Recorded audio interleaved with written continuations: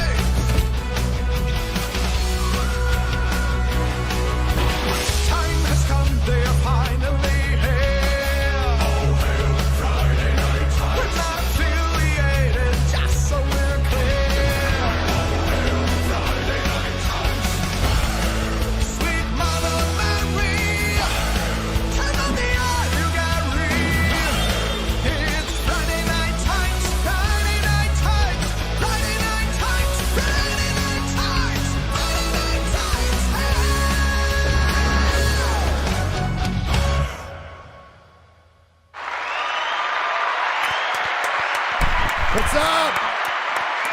What's going on? Everybody's just super fired up right now.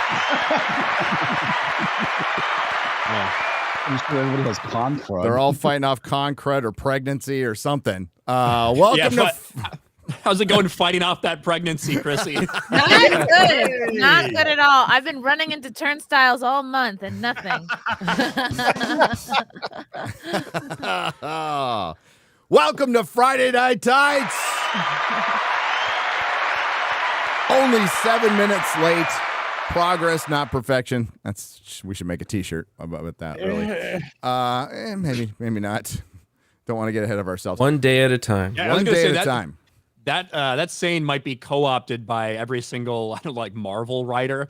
You know, it's about progress here. It's about not perfection. I'm sure it's garbage, not perfection. Not perfection. They just think they're perfection, realistically. Right. We've got a lot to talk about, especially with Disney, with Hollywood. There could be another strike. It's from a group called IATSE, not to be confused with NIATSE. Or a different Yahtzee. Or a different Yahtzee. Or Is the it game. Nazi in Pig Latin? Yes, that's what it is. Well, it's a communist organization, so it's a communist union that it's all the carpenters and stagehands and stuff, and they could actually shut down Hollywood. We got some Disney news. We got some Game of Thrones news. Not that. There's another show coming out that actually might be pretty good that we could talk about, and there's a bunch of other stuff. Gina Carano suing Disney, suing Disney, and their earnings call where Bob said some pretty. I did spit out my coffee when he goes, I was looking at the Gen Zers time. They spend a lot of time on games. Really? We gotta be there. We gotta be there. Yeah. One thing we noticed is that young people they tend to like the video games. The video games. As if Disney has not already made games for decades. Yeah. If only they didn't have an organization called LucasArts that they just immediately shut down. Thanks, Bob. Hey, let's be fair. Disney do not have a library of source material to call upon like other franchises do. No, this is Kathleen Kennedy told me that. Yeah. And she would never lie. Not hello, the slightest. I'm Gary. Hello, Az. Hello, how are you? Good. Are you asking the chat? Or are you asking me? Why can't it be both? Anyone that will listen to me today. Oh, we're great. I'll speak for the chat. We're doing just great. What a day! What a week! It's like every time we do a show, we're just like, well, let's see what we'll do next week, and then Bush, every week, it's all day, every day. It's 365 fucking garbage. Wait, did you say Bush? Bush. I'm wondering what. Bush. I heard Bush. too. Yeah. Bush. Don't you mean Bush? How No, retro. Bush. So like Jeb Bush. It's like a regional thing. It's Bush somewhere. It's Bush somewhere else. Hey, It's Bush League. if you're throwing bushes away, it's Hey, probably Jeff in chat said, "I'm good. How are you?" I'm good, Jeff. Thanks, Jeff. Thank you, Jeff. Jeff cares. Chin, Jeff. Yep. As likes Bush. Yes. There we go. That's Nothing wrong breaking with that. news. This is Nothing wrong with that. This is what I do with Bush. Oh, or Brazilian. We can get Dan Vask. Hi, Ryan Kinnell from RK Outpost. What's up, Gary from Nerdrotic? Yes, we're here. Man, the past week has been insane. MegaCon was nuts. The meetup was fucking wild. And I think a lot of us were kind of just a little emotionally exhausted afterwards. Like for a good reason, getting to meet so many people, talk to so many people. And we're ready to get back to normalcy and rock and roll. No, dude, that Saturday, I'm still worn out. Is because I'm old, but that was Riding Hagrid, man. Takes a lot ride out of you. Hagrid. I didn't even get to ride Hagrid. Wow. Yeah, there was a lot of people riding Hagrid. It was too hard to I get thought to. you did that in prison plenty of times. oh my god. That No, was Jamal. That was Tyrone. Call on Tyrone. He was like, "Call me Hagrid." Hello, Chrissy Mayer. Hello, it's great to be here. I did a wonderful one-on-one with Az this past Monday. If Oh. you guys Speaking of missed it. riding Hagrid. Wow. Yes. Speaking of Bush, What a you start. guys can What a start. watch it on my channel if you You'll haven't be a seen it. wizard, Chrissy. Yes, it was good times. Hmm. And I just did another one-on-one with Anthony Cumia this morning, so you guys can check that out too. Good chats, good times. We love Anthony. Yeah. He's great. We love it. I was watching part of it while I was preparing. I watched the pilot for Lois and Clark. Ah, Dude, they Max, I think, did some restoration on it because you could tell the effects scenes they didn't fix, but everything else looks great. It's fantastic. Like, especially the Terry Hatcher stuff. You know, Is it full screen? no, They it's, widen it out. It's still. yeah. It's, in honesty, terrible. though, how the hell do you fix 90s TV special effects? You don't. You just what they did is like it's super clear, damn near 4K looking, and then they go to the special effects and it looks like a DVD, like a first generation Looks like- DVD. Looks like modern day visual effects in Marvel films, right? Yeah. It's like Yeah. Sybil Shepherd in Moonlighting. Just Yes, goes it does. It's like the vast. Well, and you know, Sybil Shepherd. You know that got blurrier as the seasons went on too. You're like, God dang, I can't say anything. No, Terry Hatcher looking good. Damn. Oh yeah. Damn. But yeah, it was cool. It was really cool. Hello, Shad M Brooks. Hey, how are you, Gary? Did you have a good time at MegaCon? I did.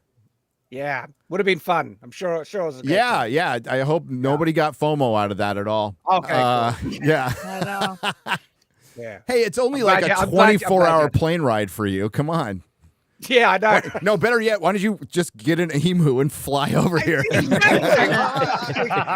you can run on the water. I'll dig my way there next year, but I reckon I'll get there one of these days. I can't But I'm going wait. good to be here, excited, and we'll get going. How you going there, Az? Do you have a good time as well? Why the fuck is everybody asking individuals how they're doing? Like, We're like, going on let's here? get through intros as fast as possible. We're like, hey, that's what was what your I weekend thought. like? You know, everybody's Say off. hi, everybody. Just say hi. Everybody's off next year, because next year I'm going to be there as well. yes, we were at Friday Morning Tights. We're back at our regular time. What was that noise? X-ray girl. It's Asian Asian, people? Asian noises. Oh. Asian noises. Oh, my Became wife. more Asian. Anime excitement. I don't want to get ahead of myself. I'm Oink. glad you're here, Shad. By the way, we're all doing fine, so stop asking, okay? We're fine. I'm good. I just needed to know, Gary. Now I'm perfectly. Odin, how you doing? I'm doing great. The real question I have, though, Gary, is how are you doing? I'm doing great. Good.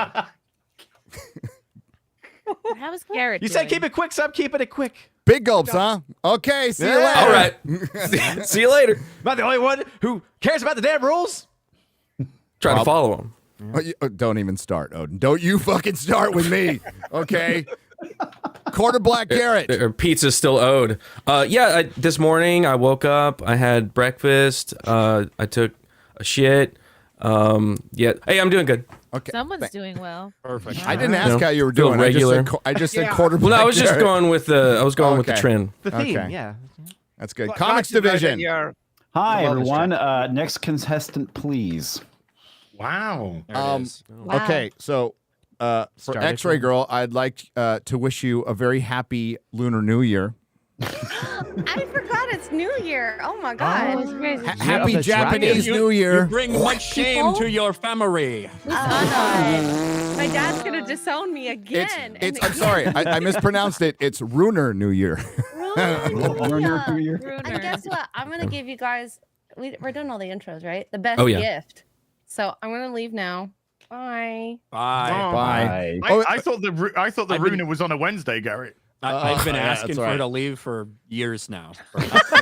Well, you finally got your I wish. certainly hope Gabe Eltaeb warned Dean what he was getting into with this show. I'm texting him right now, and he texted me. What's up? Yeah. There you go. There you go. Thank you. Thank you. What's up, Gabe? Hi, Dean. How are you? Howdy. Fantastic. Good day, all. It's. How are you doing? Yeah. How are you Well, I doing? started my day. I had a cup of coffee, and then I heard that. Oh, okay. All right. It's all right. I'm definitely a little starstruck right now, Dean. I was a Oh, huge calm Saved down. by the It's just I was me. a huge Saved by the Bell fan. Like biggest I'm sorry. Saved by Wait, the Bell. Chrissy, what'd you say? I was a huge Saved by the Bell fan. Like later. He's my cousin. all of my family are literally wanting to say hi to you. So hi from all my family. But Dean, I don't want to start off on a downward note. But with everything that's going on in America right now, because I'm British, I see looking in, I see the political struggle. I see the racial struggles going on right now. I see all of these sort of divide, division. I have to ask you, in season 3 of Lois and Clark, Terry Hatcher is clearly wearing a cream shirt in the 4th scene. However, when she's outside, it's white. And I tell you what, we don't need to go into it, but I've got a PowerPoint presentation. We can go through it after the show if you The just. question I have is, was it cold? I would be like, Using that Superman. Yeah, that's breath. right. Yeah, exactly. That's the real question. Would Superman use a little bit of that freeze breath just catch a glimpse? Would he? We have a scene where something like that takes place. So the answer is absolutely. You got to be really careful with that because you can go a little too far and then frostbite. and break something. Yeah. You don't want that.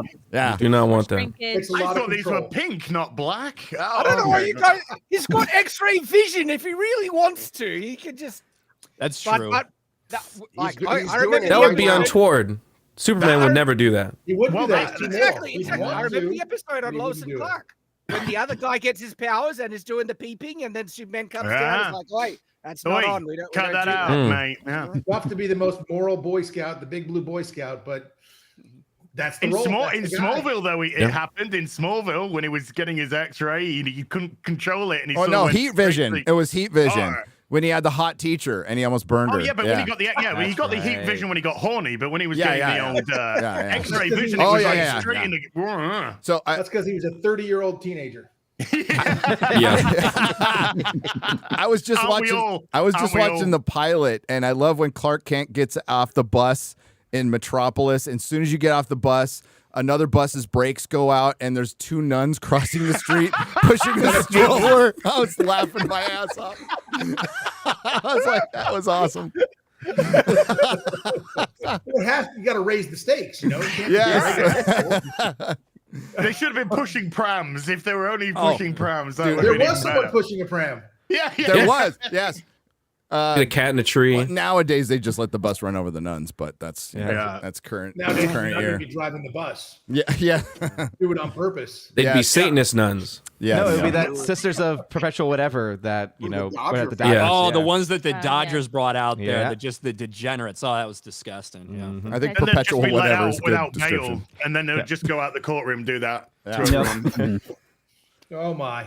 Oh my! My! Welcome to FNT, Dean. Welcome to Have a Friday nice Night Yay. We're incapable of change, okay? We're just incapable.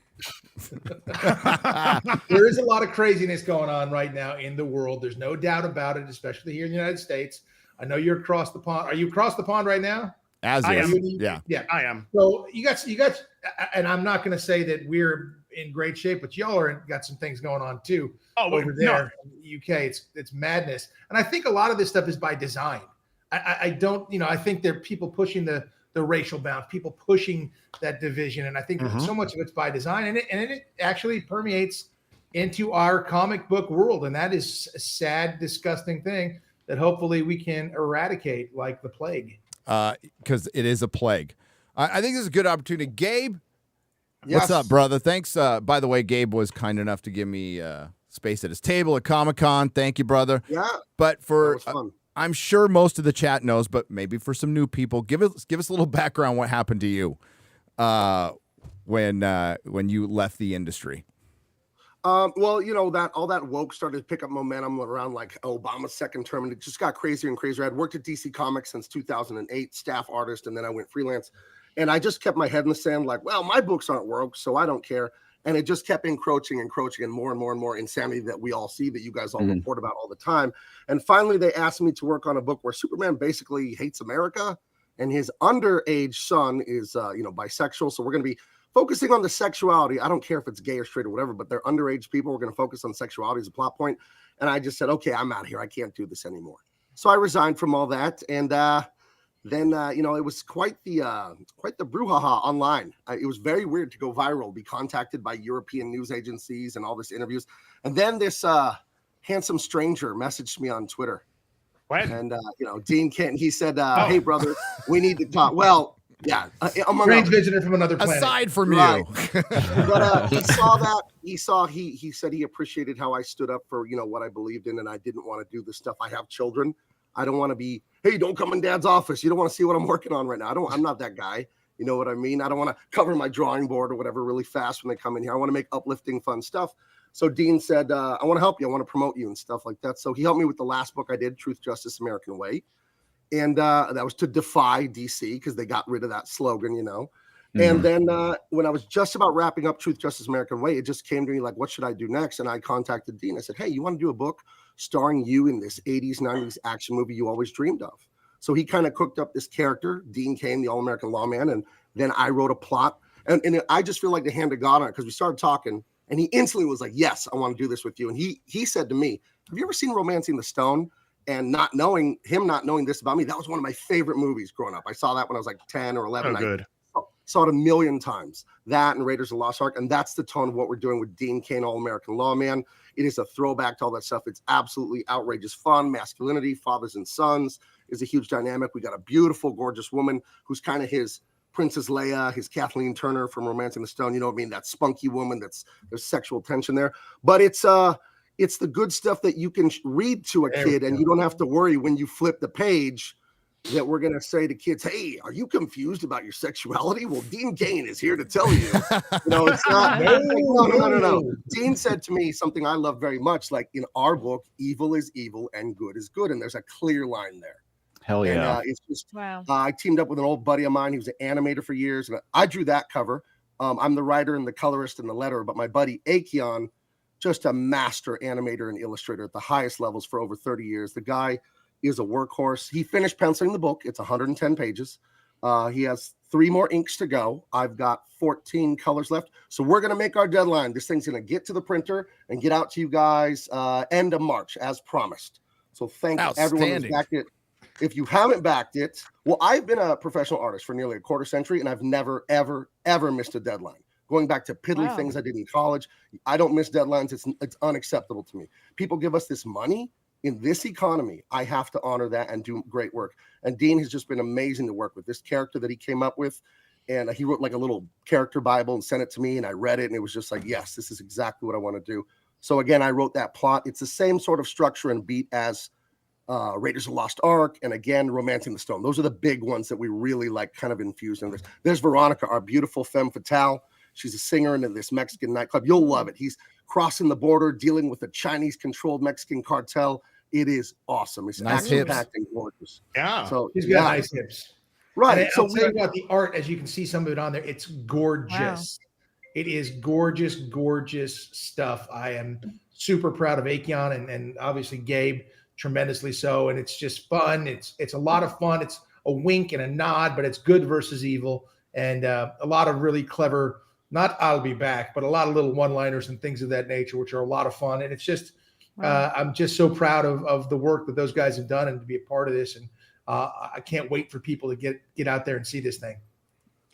I think the idea of getting back to traditional storytelling and basics of good versus evil is what so many people are missing right now across all forms of entertainment. It's why you see those types of stories, pop off and do so well and overperform where people think they will, because people have had enough of the morally gray stuff. People want to get back to basics, and that sounds like that's what you guys are doing here. Yeah, no question.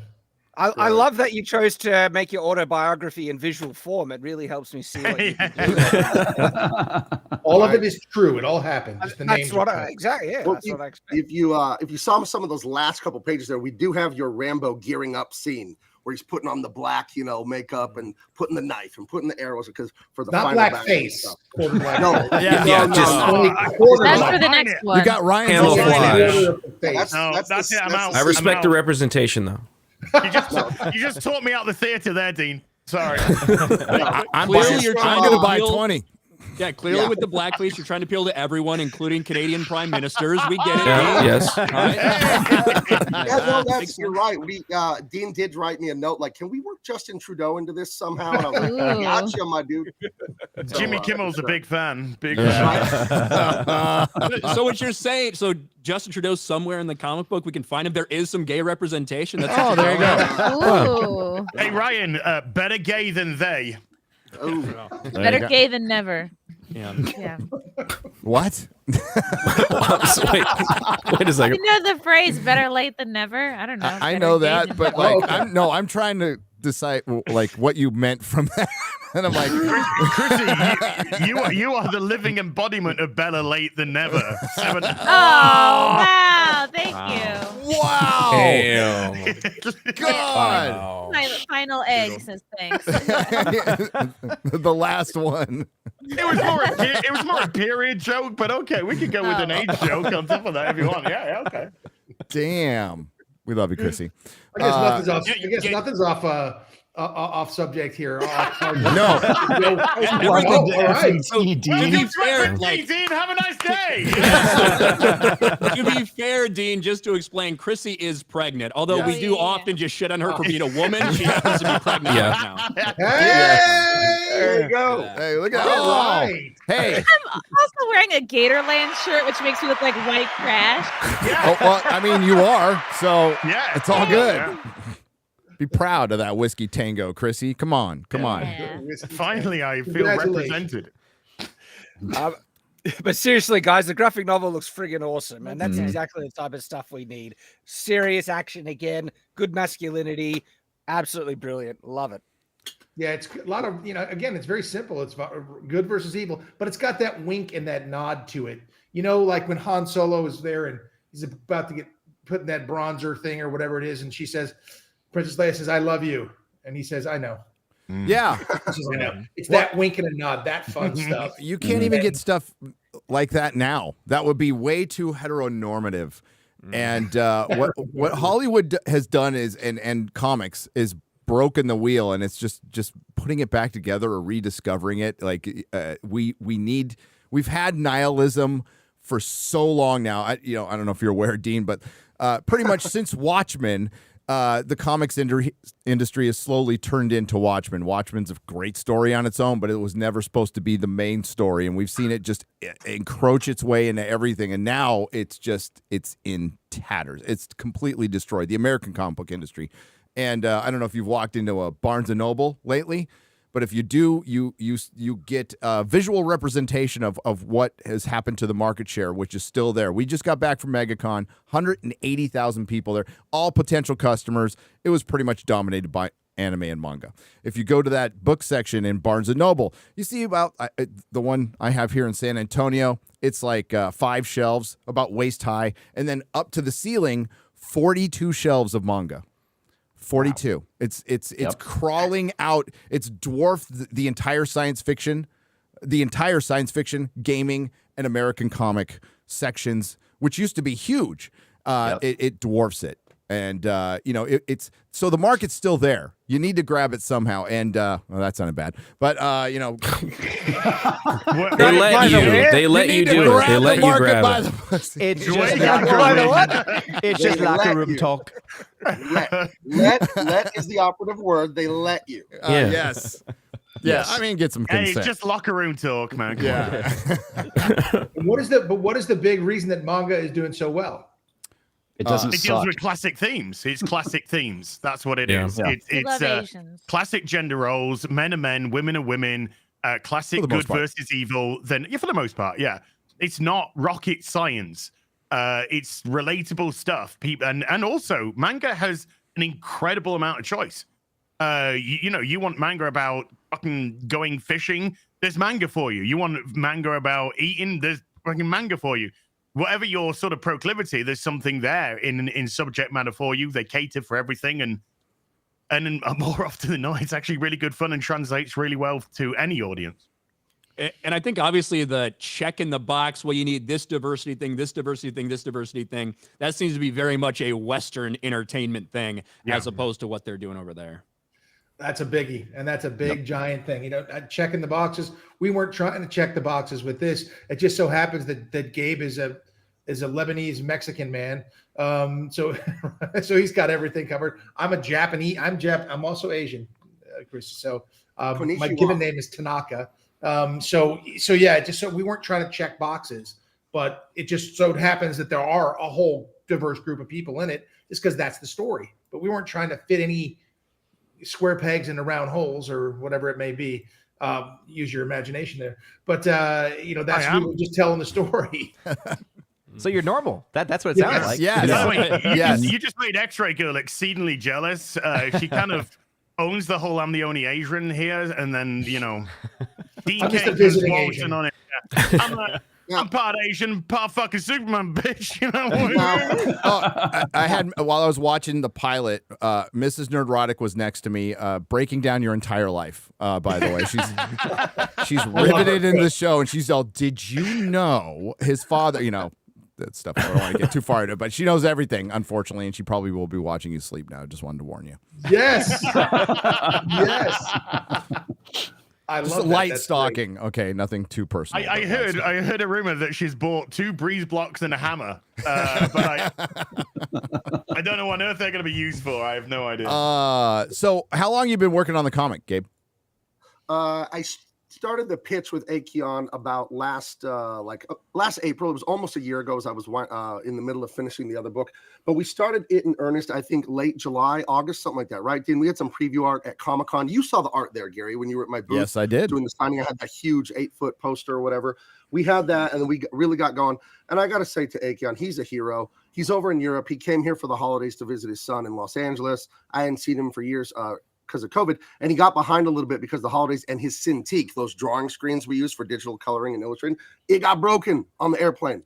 So he's like working like a madman. He ordered a new one. He got it delivered the other day, and he's just been going crazy working on it. So we'll make the deadline. We're good. But he has been a hero behind the scenes to get this thing done. And he's just a joy to work with. He's completely based. He's completely – a lot of artists are artistes. You know, they're fancy, and you may kiss my ring. And he's more like me and more like Dean about it. Dean and I come from athletic backgrounds and football and stuff like that. And I approach this like a craftsman. You know what I mean? Like, get it done, do your work, get up early, work all day. And Akeon is so easy to work with because he's like that. And he's such a great storyteller. I don't write full script. I don't say panel 1, this happens, this is said, this is said, I give him general description of the pages. He gives them back to me, alters a little bit, enhances, and I'm blown away when I get what he does. What he changed in the final scenes blew my mind. My jaw hit the ground.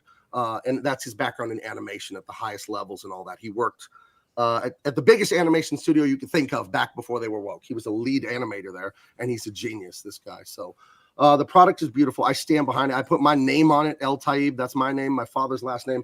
I stand behind this completely. You guys will love it. You haven't had this entertainment in forever. This is what they stole from you. What you want, Dean and I have it. So I just feel so blessed and humbled to work on this. It's out there. I mean, people need to find it. There's still good stuff out there, but it's a lot harder to find. It's not coming from any of the corporations right now. Marvel and DC are in bad shape. There is somebody, I can't say who, Az knows. There is somebody behind the scenes trying to change things, trying very hard to change things. And I hope that person succeeds. Because I think, Marvel, I don't know how you do it, honestly. I don't know how you fix Marvel and DC. Joe Biden. Yeah.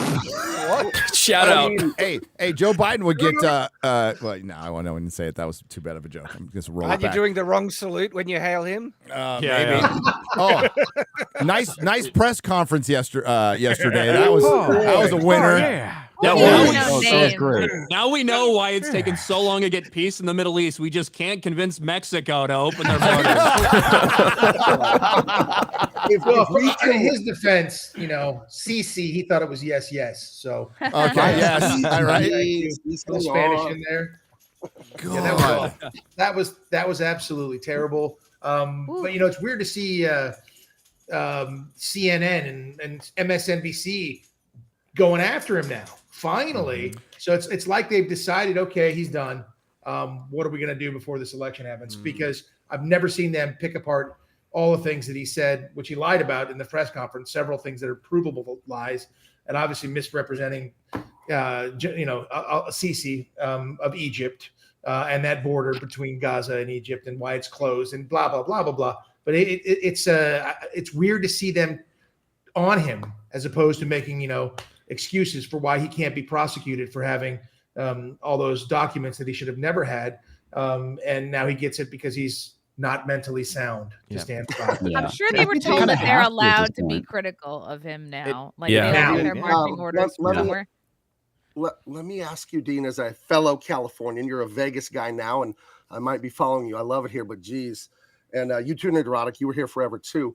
But what do you think of them pulling Biden out and then running your best friend, good old Gavin Newsom, Patrick Bateman, as our future president, dude? That really does look like Gavin Bateman, though. You guys saw American Psycho. Yes. He looks like that, and that's all I see.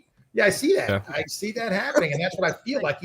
I feel like that evilness he's going to just peel off his face, and he'll, oh god. Oh, he's like V. Did you see that interview where he's talking to a Target employee, and they're talking about the whole thing with the governor making it really soft on crime and how people are walking out of the Target right in front of him? It is so hilarious, and the dude is so fucking clueless. He is, and it's terrible policy. He has driven California into the ground. He has. Him and his policies are the reasons I left 8 months ago. I'm ecstatic here in Nevada. It's awesome. I'm out.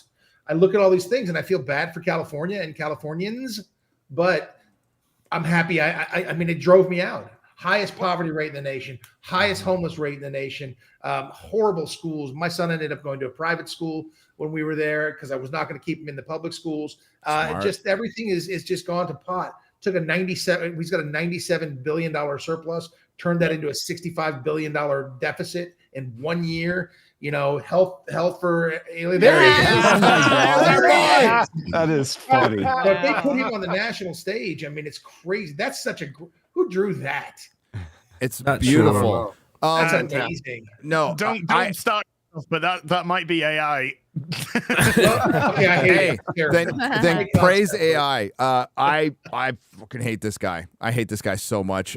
He was my mayor in San Francisco forever, and I remember he promised to eradicate homelessness in 10 years. That was 18 years ago. He was giving. He didn't say which 10, Gary. And they didn't that's a good point. Whatever his masters told him, he's just an auton. The only thing he was famous for was legalizing gay marriage briefly when Obama shot it down, and then they had to reverse it so he can grandstand. That's all he's ever been good for is grandstanding, but he's just I thought he was famous for having an affair with his best friend and campaign manager's wife. That too. Oh, see, you're Gavin Newsom, Dean Kane. That's good. Yes, he had an affair. Under his umbrella for a long time. Yeah, you realize what's going to happen. You realize what's going to happen, Dean. Your training as Superman is going to have to be used in the future once he becomes our Lex Luthor-like president. Oh, he will be. He'll be the closest thing to have it. To stop Gavin Newsom. It's going to be up to you. Lex Luthor is bad guy in the first All-American Lawman, a specific guy, Ming. Maybe in the next one, there's somebody's running Ming. Right. Who might that be? Right. Yeah. No, just go up the ladder. You can have one puppet after another. George Soros. Yeah. Who's your favorite? Cosplay? Is it Gavin Newsom's Bateman, or is it Biden's Mr. Burns? Jesus. I'm gonna have to go with Gavin Newsom. That's it. It's Bateman. It's just too good, and it's too evil, and it's too there. The bumbling Burns. I can't. Yeah. Yeah. Not a. Oh, Gosh. That is good stuff. There you go. Oh, I love my hair right there. Yeah, good hairline going. The polka dot blouse really brings out my eyes. This is actually the photograph of Gary's first photo in prison. He's on the wrong side though. How'd you find it? How many boxes of Marlboros did he cost?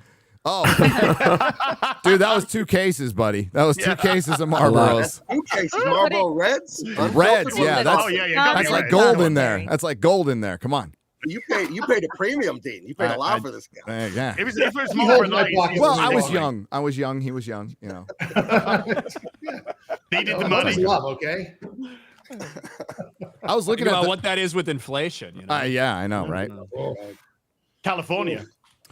I'll tell you what, it's a lot easier living in Nevada. No question. Oh, yep. Let me think. State income tax, 14.4% or zero? Zero. I like zero. Ooh. I got zero here in Texas, too. So Texas pretty rad. Tennessee here in too. Florida. Yeah. Listen, Common guys. theme, I guess. I need you to buy these comics. I gotta pay that cost. I gotta get the hell out. Please. Get me out, please. It's the Gabe Relief Fund.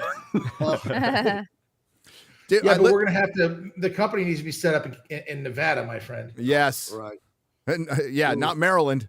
Not Ooh, Maryland. not Delaware. Yeah. Ask Elon Musk. Oh, that was brutal.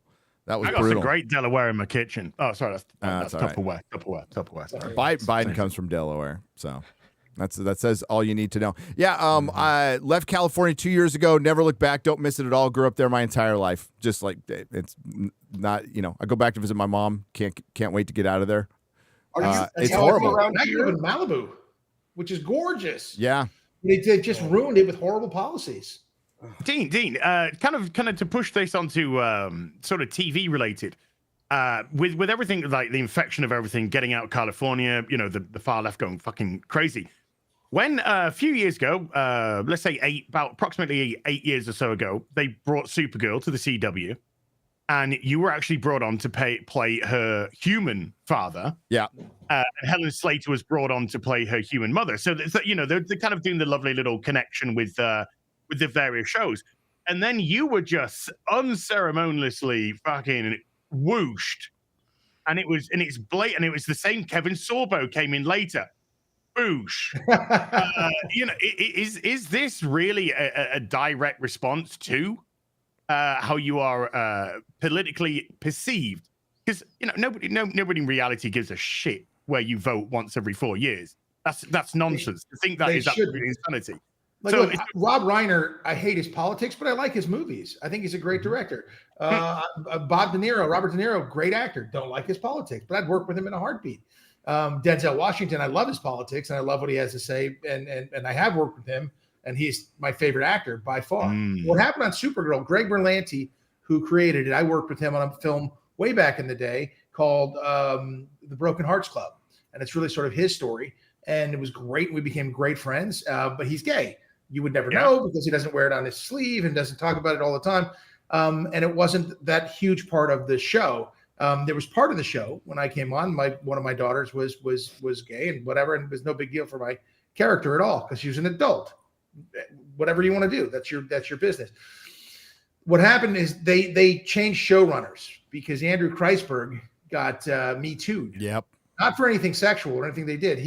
So once he was out, the whole show changed. And my opinion, I think Kreisberg is genius and wonderful. And they made a huge mistake there. And the show just went and tumbled. And I wasn't really excited to come back. And I knew they were going to kill me off. And they asked me to come on and do something and blah, blah, blah. And I said, are they going to kill me? And they wanted to use some stuff that I had shot before. And I said, are they going to kill me? And they came back and I'm like, yeah. I go, then no. Because I'm not coming back there to get killed. No. Good for you. Good man. Good man. Hell yeah, yeah, The things at the CW weren't the same after he was Me Too'd. I remember that, and it was over such bullshit. And we're starting to see that change a little bit. Too late for a lot of people. Roy Price, who I talked about in my video, started Amazon Prime, made a dick joke at a party, and lost everything. It's a fucking dick joke. Wow. That is ridiculous. Yeah, it's bad. And the story doesn't get out there enough. Ridiculous. It's emphasis on the dick. But no, but it's ridiculous. That kind of stuff really shouldn't happen. No, it shouldn't. The pendulum has gone way too far, and it's got to come back to some normal situation. But unfortunately, there are a lot of body parts, left on the road behind, and Andrew Kreisberg is one of those. And I've been talking to Andrew lately too. We've got a little project we might be coming out with together. Because that guy knows more about Superman lore and DC lore than I'll ever know. And he's genius with it. And he's got some really great concepts. So we might be hitting another thing out here soon enough. Sorry, Gabe. I mean, we're dating. No, this is not exclusive to open relationship. Yeah, it's open. Me and Dean are poly. We're polyamorous creators here. But that look, always works out. He doesn't wear it on his sleeve. He wipes it off first. We have a thing. I don't check Dean's phone. He doesn't check mine. You know what I mean? Okay. Okay. You need to see those things. Somebody reaches over to grab a drink and pick up the phone. Better gay than they. Okay. We saw what happened to Jonathan Majors. Yeah, Jonathan Majors. Yeah. I don't know. I'm all for as many projects. I'm all for as many projects with as many great collaborators as possible. Yeah. Get stuff out. Gabe's doing wonderful, wonderful work. You know about my other big one. What's that, brother? You know about my other big one I sent you that I can't say. Yeah, that's. I won't say a word. Not a word. Ni una palabra. Right. I will have two, please. You don't know what it is, as he says his other big one. For all you know, it could be. I will have three, please. Many as you need. For you, anything. With guacamole. Great work. I like some. I'd also like 2 Sprites as well. Gabe is doing great work, and I hope that it's the kind of thing that can, push out there and change the culture more and more and more. And I hope these projects, not just ours, but all the ones that Gabe is doing, get out there and explode, because it just makes sense. And it just makes sense. I'd like to get back to entertainment that I can appreciate and enjoy and show my son And my god kids who are 13, I'd like to get them, I can't wait for them to see Dean Cain, All-American Lawman. When I show that to them, they're like, this is the coolest thing I've ever seen. I love this. I want to do good things. I want to do, stand-up things. And I want to, that sort of situation. And that's what we want kids to grab onto, and not the stuff that we were talking about earlier. Joe Biden. Yeah. Definitely not. Get that hair sniffer. I think about how much, real quick, how much stories inspired me. And when I had to give up on a dream I had worked for since I was a little boy, sending samples to DC Comics and all that before I was an adult, I had to walk away from that. I remembered Indiana Jones stepping onto the invisible rock bridge in The Last Crusade. And I was like, okay, God, I have to quit this job. I live in California with a mortgage here. What am I going to do? I don't want to make filth. And I could imagine myself like Indiana Jones just stepping out in faith and saying, I'm out of here. I can't do this anymore. And that's what the power of story. Like the scientific research that shows stories are the ultimate form of persuasion. So I'm so glad to team up with a guy like Dean that has the exact same values as me, that we're going to write first, entertain you. That's the first goal, to entertain the hell out of you, but also to inspire you. So you understand that you can be more than you ever dreamed. And you'll think about Dean Cain, All-American Lawman, when you have some problem in your life. As silly as that sounds, I thought about Indiana Jones when I was 10 and I saw it. I thought about it as a 43-year-old man, and it helped me. You know what I mean? So I want my stuff to have an impact like that.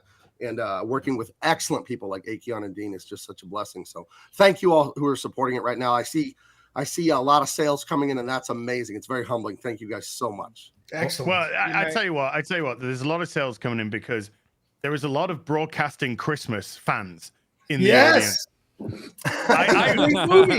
I was watching that this Christmas. I fucking loved it. I fucking loved Mel it. watched it too. Yes, it was that, and it was Marry Me. My fucking 10-year-old nephew was just watching those, and it was just those are the two. And we're just like the next day, what you want to watch? It's just like, put this on. It's like, okay, we're watching this again then. Okay, let's go. I love it. It's so much fun. I had a lot of fun making that movie too. Just great fun all the way around, and smart, wonderful people. So it was great. I love that. To just jump on what, just to jump on what Gabe and Dean were saying before about the importance of story, because I have a real direct experience with this growing up. And Dean, you're involved with this story because as a young boy, right, Superman was my main hero. Like I was obsessed with Superman, so much so I legitimately, as a young child, wanted to have superpowers and be a superhero when I grew up. And this is a true story. You can ask my parents. So much so that I would go out and try and brainstorm how to get superpowers. And my no, I'm not kidding. It's like, gee, it was too hard to find a genie bottle and or a radioactive spider. And my ultimate kind of answer was that, hold on, I could ask Santa Claus for them because he's got magical powers and he could give them to me for Christmas. Brilliant, genius, right? But this is the thing. Because I wanted to be a superhero as a kid, that meant I had to act like a superhero. Mm-hmm. And that meant obeying my parents and doing the right thing, okay? And so... wearing spandex. Like, my Superman growing up, I watched all the Christopher Reeves, of course, but Lois and Clark came out when I was like 8, 9 years old. And so I just watched that whole thing, absorbed it all. And it had such a tremendously positive impact on myself becoming a better person because I had that example to try and mold myself after. And I find it such a tragedy that that's missing in today because I have 4 boys of my own and they got nearly nothing in the modern day. So I'm showing them the old stuff because that's where it's at. But we do need the new stuff being made that has those, fundamental morals in them because it has an impact on people. And I think the people who are wanting to push an ideology, we know, they've admitted this, they know it has an effect on children. That's why they've been trying to push it into the media that children consume because they want to mold them, socially engineer things into some dystopian future that they want. And of course, it's being rejected as it should. And then, with the work you guys are doing, pushing back on it as well. But something I'm interested to know from you, Dean, because I assume, and I think it's pretty safe to say, I'm not the only one who has that kind of, experience with this classic media and stuff like that. What does it feel like for you being such a crucial role in being part of something that ends up being pretty darn special for people's childhood and upbringing and how it helps, mold them as they grow up?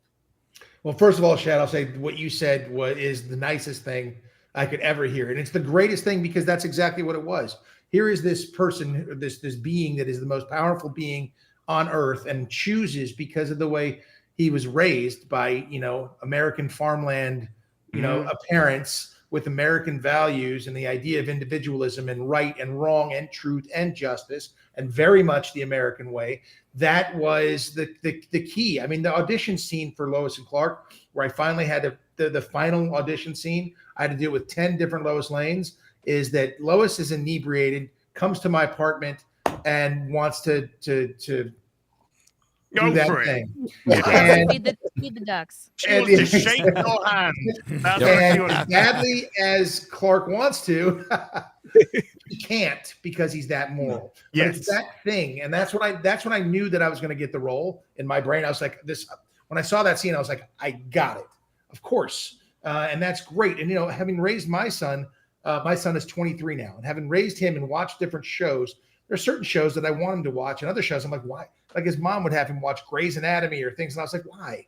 Well, it was like a soap opera to me, and I was like, all right, whatever. And he's seeing gory stuff, and he's a little kid, but I wanted him to watch things like my show. He didn't watch my show, but things like that. And we watched things together. Friday Night Lights. We watched Friday Night Lights together, and we loved that. Because the time he was going through those things, and we would sit and talk about the issues that came up, why so-and-so was a bad influence, why this person was good. And we'd go through that. We'd actually just go pause, then we'd have a conversation. Mm-hmm. So the nicest thing I can ever hear, and I hear it at so many Comic-Cons and so often when I'm meeting people, is they say they grew up on the show, and the show helped they bonded with their grandmother or their uncle or their, dad or their sibling or whatever. It kept them out of trouble. It helped get them through high school, all those things because of the morals and the way the character was. And so when somebody says that to me, and I hear it all the time, it's the greatest thing I could ever hear. I'm so proud to be a part of it. I think the show still holds up in a lot of ways, and because it's about values, and it's the nicest thing I could hear. So I love hearing that from you. Thank you for saying that, and I'm just honored to be a part of it. And I'm so proud of what it was versus what some of the stuff we have now. Yeah, it's. I mean, without trying to go all fucking Fast and Furious, the family element of Lois and Clark was so important. The parents are so important. Ma and Pa Kent was so important to his development, and the respect that he has for his parents, the respect that he has for his upbringing, and what shaped his morality, and ultimately, Superman is the ultimate immigration success story. It is a person who has come from somewhere completely different, who's arrived in America, believes in the values of the country, truth, justice, the American way, and has allowed that to shape him and be successful himself, and not just be successful himself, but also understand that he, unbeknownst to everyone else, has incredible power, and how not to abuse that power, how to actually use that power for good, instead of the dichotomy of Lex, of course, who uses his power and influence for nefarious reasons. So it's such a positive moral story without being preachy or moralistic. You can just look at somebody. As a regular guy, we can't ever be Superman, but I always wanted to be Jimmy Olsen. I always wanted to be Superman's best mate. I just wanted to be that person. All right, Clark. All right, Supes. Sort of thing. And it's great because you feel like the outsider looking in and just seeing, and just using this as such an inspirational platform to say, yeah, you can be a better person. You can change. Can I speak on that family dynamic? Dean, you'll verify this. In the script I wrote, there's a very important thread with Dean Cain's character, his son, in this. And a big part of this is fathers and sons. And this is a huge thing. Anyone who knows Dean knows he's a dedicated father. And I'm a father too. It's the biggest part of my day. I'm a grandfather. I'm Mexican, so I'm a young grandfather. We get it done early. Of course. Yeah. I got a granddaughter that's a year old. Mexicans get it done. He's a grandfather. Yeah. Hey, vato, we get it done. But, hey, you're in Vegas, Raiders. But to me, I see society being out of order and all this stuff and all this relationship problems, all this stuff with men being so weak. That's what's wrong with society, is men being weak. It's because they don't have fathers. Because fathers tell you can do it when you don't think you can when you're growing up. And they instill that in you. You know that, Dean, from your wonderful father, your football coaches, all that. So a big part of that. Who adopted me. Right. And you're like Superman. I'm you were adopted too. by a great all-American father. And a big theme, the theme of this book, it doesn't spoil anything for me to tell you, is do the right thing even though you're terrified. That is the theme of this story, with his son, with himself, with others. We repeat that theme over and over and over. We get it across that and that's the lesson that your dad, your grandpa, your uncles, your football coaches are supposed to teach you, that yeah, you're terrified, you're going to do it anyway because I know you can. And I think young men are growing up never hearing that. You know what I mean? So they turn inward on themselves, and it's horrible to watch people fail. So I want to inspire people and let them know they can be more than they ever thought. That's so important to me. Yeah, it's the importance of a dad and a father figure, and that being around. There's so little, back from my past, what I saw in California prisons is just another lack of hope. And so much of that came from abuse. It came from not having a dad, growing up in this horrible area where there is where they're constantly preached at that they're victims, right? And they're victims of the system, and they're not taught individuality. They're just like, hey, everything's against you all the time. Well, you know what? The thing I learned, from my dad is I internalized life isn't fair, and you have to approach it like that. But there's always hope. There's always that inspiration. And it's really important to have that father figure or a coach or something out there. And if you don't, it works sometimes, not knocking everything. But if you want to know what a commonality is in prison, is horrible upbringing, probably didn't have a dad or an abusive dad. Right. Well, I mean, to kind of get you're adopted. Gary, I came from a single parent family. I was a couple of years in the foster system with no family, literally going from foster family to foster family. And it was very important for me, you sort of look, where'd you get your role models from? Where'd you get that as a child? Because you don't understand that in itself. You don't understand the importance of a family and a cohesive family. So you look around, and to me, that's where I found superheroes. That's where I found these people who were going above and beyond. And you'd look at those as your sort of inspiration, and you'd look as those as sort of your moral core, your Supermans, your Batmans, and all that kind of stuff. And yeah, they're vastly important for a kid that didn't have a father growing up to really take that take that masculinity, from these characters, take charge. Take that, you can control things, you can forcefully enact and put yourself in a position to take some flack, because it's the right thing to do. And yeah, so very important. So stuff like that, massive inspiration. And a major Lois and Clark fan, but I did just want to bang Terry Hatcher. There's a line. There's a long line. Yeah, get in line. I'll tell you one thing though. You know how you look at somebody on camera or whatever, you look at somebody like, oh, they're so sexy, this, and you see them kissing somebody, you're like, oh my God, they must be amazing. Because I'll tell you a little secret. Here's a little secret. You ready? She Diana rigged you. No, she Diana rigged you from Her Majesty's Secret Service. No. She was an amazing kisser. And it was a pleasure to kiss her every single time. That was lovely. Yeah. Yeah. Go on. Oh, sorry.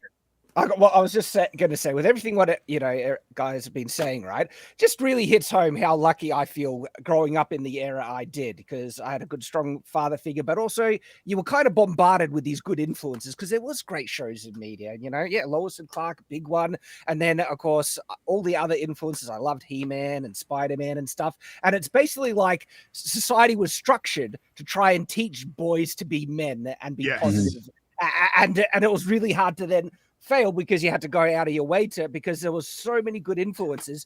Contrast that to now, where so many fathers are just checking out or are not even there, or just bad influences. And then we have the classic heroes being just totally destroyed and raked over the coals and belittled and denigrated. And then then they try and propose these new heroes, which are just pathetic, weak sacks, right? And and no wonder young men are having a hard time currently right now, and they are struggling so much. Breaks my heart, genuinely does. But it goes downhill. Like, as a man, I've been a father, for years. I've been married almost 28 years. If I fuck everything up, it doesn't just affect me. It will ruin my wife's life. It will ruin my son, my daughter, and now my it will ruin all their lives. If I choose to be selfish, if I choose not to control my emotions and not do like impulsive bad things, I can ruin. And then you expand that to all of society. So when men don't act correctly, well, then this is what you get. So we need these good, strong role models. So it's an honor to make good art to inspire people. My son's a video game designer, and he's just coming through and working on different things and projects. But he made one little piece, and at the very beginning it says, "You can choose to be a victim or the master." I was like, "That's my boy.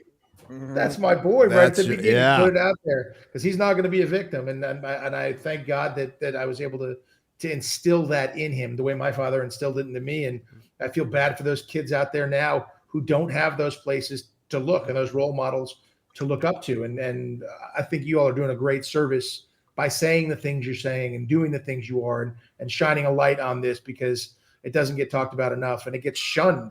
Actually, it gets shunned to say there should be a strong father in the home and a strong husband, and you should be a good person and do these good things. One of the shows I used to love, it wasn't on the young kid thing. It was Scared Straight, because you get these kids who don't have a father figure at home, and they're like all bad, I'm badass. I smacked my mom. She had to call the police on me. I'm not scared. These guys aren't going to scare me. And then they walk into prison, and there's a grown ass man there who will straighten you out immediately. Gary, I don't have to tell you what it's been like there, but I mean, like, bless it. Those are, the things they're doing to try to straighten these guys up is phenomenal. And I love to see that happen. That moment where a kid realizes they're not so badass. There's a guy right there that could take 5 of you guys out without even blinking. So, think about who's giving you food and shelter and caring for you. And that's why I love that show in particular. Why were you so hard on those kids, though, Gary? Come on, man. That was over the top. Somebody had to be. A long time ago. He's wearing his prison outfit today for you. It kind of is. You're going to keep the top button done and then just under the... But D, it's my Superman shirt, okay? And D, yes, the top button you're comes from actually that. You're practicing what you preach, though. Because, all right, we've talked about you being Superman, and obviously that's a fictional character, and you're actually Dean Cain, human being in real life, and you don't possess those powers. Spoiler alert. Really? Hang on, what? Yeah, he wasn't right for the role. Falling apart with that. That's my favorite tweet of yours, where that person was like, "It's not real either, so "You're not Superman."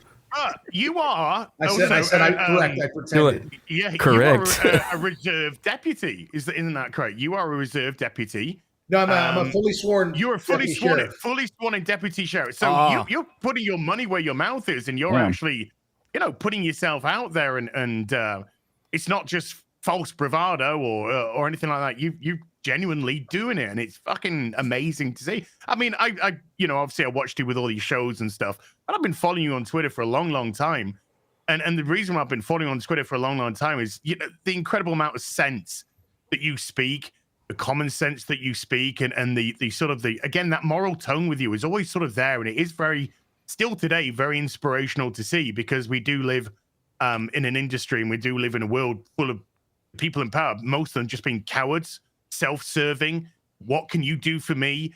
I'm in this position of power. I say I'm going to do this, do that, and then they leave it and they go straight to a corporation, top job. They've got millions of dollars in the bank. They haven't served anyone but themselves. And to see you go out there and say, right, I'm going to be a deputy. I'm going to put myself, my body, my life on the line. That is massive respect, man.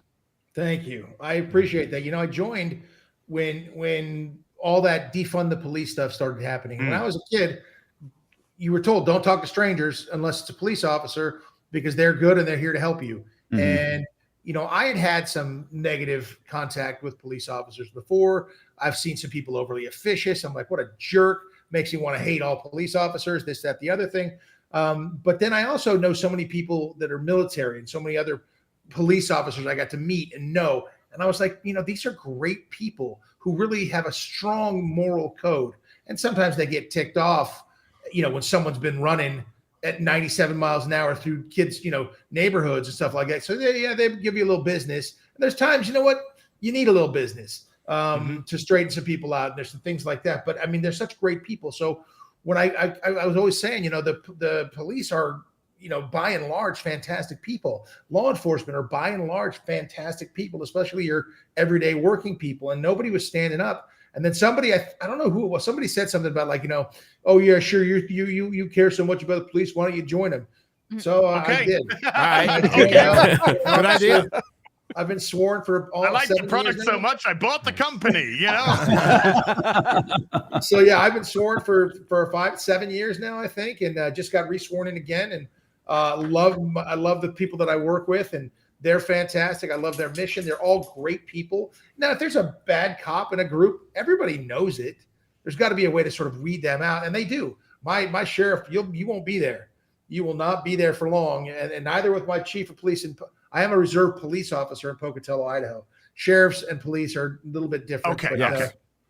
So I'm both. And fortunately, we have great leaders there, and they're great within the community. They do all these things to make the community love them, know them, talk to people. It's like when you used to have beat cops that would walk your beat. You knew everything that was going on, and they have that was a great concept. And that's what both these departments that I work with are like that. So I'm super proud to do it. Thank you for saying that and noticing that. And like I said, the men and women that are, I do it part-time. They're there every single day. A couple of our guys got shot in this big fight, and they took down the person, but one of the guys was with me on the range every day.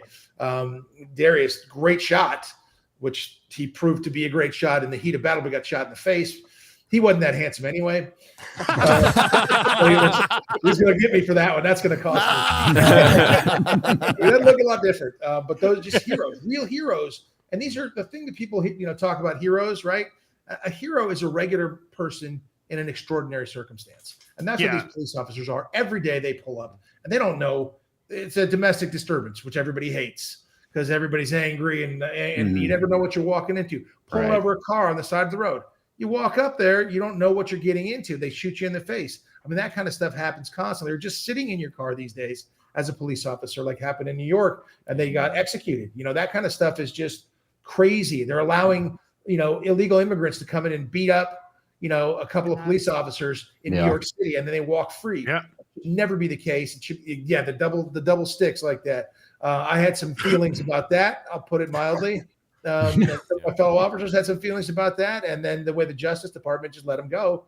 That stuff is insane, and that stuff needs to get fixed because there needs to be a sense of justice, and there wasn't in that case, and a lot of the time there isn't. So that's stuff that kind of burns my tail a little bit. Well, when you can get away with doing that kind of behavior to a cop, I mean, it basically means they can do it to everybody at that point. Exactly. Well, we saw that when I was in San Francisco when defund the police just started being talked about. You saw the respect for the rule of law, which wasn't great there to begin with, just evaporate, and people started getting attacked on the streets almost within a week of people saying that. It was nuts. You heard there's sirens all the time in San Francisco. It was all day, all night. Usually it'd take a break for a couple hours. It was just all day, all night. And then the cops started quitting. They just quit. Yep. And that's what's going to happen is they're going to quit, and the cities are going to get worse. And that already happened. That's already happened. Yeah. So it's already happened. And then you get shitty cops in the cities because not the good ones don't want to work there. Why would you if you're not going to get backed up? So you get RoboCop then, don't you? You get Delta City Robot. Right. I heard the robots are quitting too. So the robots are going to go AI and start wasting people. Yeah. Shad's fault. Well, Yeah. Oh, don't get Shad. When you support AI, they're not going to waste Shad though. Shad, exactly. stop. That's the plan. He's their friend. He's playing the long game. We need something to kill those friggin' emus, okay? And if AI is going to finally win, done. Hey, Shad, when the AI messages you and says, "Hey, don't go to school tomorrow," Shad, you got to tell us, okay? I will. Think of your friends, please. We've got some questions and comments for the guests, real quick, if you guys don't mind. My good friend, 32 Flavors of Nick Weiser. That guy can drink. I can tell you that right now. Awesome that guy, dude. Awesome dude. Knows his metal. Loves his comics. Says, "Hail FNT, Gabe, and Superman." Gabe, what is your favorite Chuck Norris action flick? Looking forward to All American Lawman. It's going to be huge. Thank you so much. Everybody go get bigmancomics.com. Get Dean Cain All American Lawman right now. We're almost done shipping in March. I just watched 2 nights ago Invasion USA from the Canon Group with Chuck Norris, the double Uzis. That movie doesn't have a plot, but it is nonstop adrenaline. I love you don't need a plot. You got double Uzis. Right. That's all you need. It's that if you go to Tubi, you can watch Lois and Clark on Tubi, but you can watch Invasion USA for free. You got to watch some commercials, but I just watched Invasion USA, so I'll say that's my favorite Chuck Norris. It's just pure insanity, that movie. It's just over. It's a lot of fun. Here's one thing: he's like dealing with a drug dealer. The bad guy's selling him drugs, and when they're going to pay and do the transaction, he smashes the drug dealer's girlfriend's head on a metal cocaine straw while she's snorting. Takes the guy's gun, shoots his dick off, throws her out the window, and then shoots 2 other guys. Later in the movie, this bad guy shoots another guy's dick off. I don't know who wrote this, but he doesn't like dicks. The gun. He doesn't like on drug dealers. Yeah, I remember that scene where she had like the metal straw on her nose and she's all freaking out. That was such a good scene. Yeah. Oh, she didn't die with the metal straw up her nose? It didn't go to her brain? No, he threw out the window after. He threw out the window. No, she's not a turtle. That sounds She'll like recover. a Saturday night out in Yorkshire, to be honest with you. It's an insane movie. Insane. Yeah, it is. Bolsky for $2 says, "God bless Dean Cain, FNT, and G&G. Hail to you, Bolsky. Thank you." The Service Dog for $5 says, "Dean, what has been your favorite project you've ever worked on, no matter how obscure?" Well, the top 2 I would say would be Lois and Clark for sure, because you spend 4 years doing it and it's just you're there. There's that human psychological thing about if you suffer for something you really appreciate it. And that was insane. So certainly that. But then I loved working opposite Denzel Washington, which I alluded to earlier in Out of Time. I was just so great to work with the very best, and he was so good. He made me a much better actor just by the stuff he was doing. And he knew what he was doing. I mean, he was doing that on purpose, surprising me in scenes, doing things, just amazing. So it's great to work at that level. And it's also great to work at the level where you're every single day, all day long, doing Superman. So those are 2 of my very favorites. Yeah, and as you're probably aware, but I was watching Lois and Clark on Max, and it looked really good. Like they did some restoration or something, except for the effect scenes, but they skipped those. But and that was probably a good idea. But like they did a really good job. It looks great. It's not out on Blu-ray at all, which kind of sucks. But I like my physical media. But somebody's working on it. And they did a decent job. Love it. What happened, X-Ray Girl? I was just gonna. What are you doing to me, woman? What is going on? What? You know, we can't see. We can't hear her, but she has a comment. People. Okay. So, yeah. Whatever, X-Ray Girl. That's why she's doing it. Hi, Dean. Along with Superman, the animated series, Lois and Clark was also my Superman show growing up in the 90s. Such a great era of TV from Nicholas Horton. Hail, Nicholas Horton, for 5 British pounds, proper money. How am I supposed to say this? Catastrophe? It's New Zealand. Catastrophe? With the zero? No, it's written in a weird way. I'm illiterate and they like to mess with me. Oh, it's catastrophe. X-Ray Girl says it's catastrophe. Oh my God. I want to show you my huge child that I created. Good job. Well done. Yeah. Well done. He's taller than me. What's it like having Superman as your dad, dude? He never gets asked that, I'm sure. Never. Here's your money. Oh, that's what you want to hear. Raised him right. That's a good answer right there, kiddo. He's going to the gym right now, too. Get to the gym. Get to the gym. Piece later, going to the He's gym. a jiu-jitsu guy. He fights jiu-jitsu. Deadly. Catastrophe, which was my education of my life, for 10 New Zealand dollars. Hail, Dean, you played Superman very much as it is in the comics. How do you feel about the darker, less romantic version depicted in the modern movies?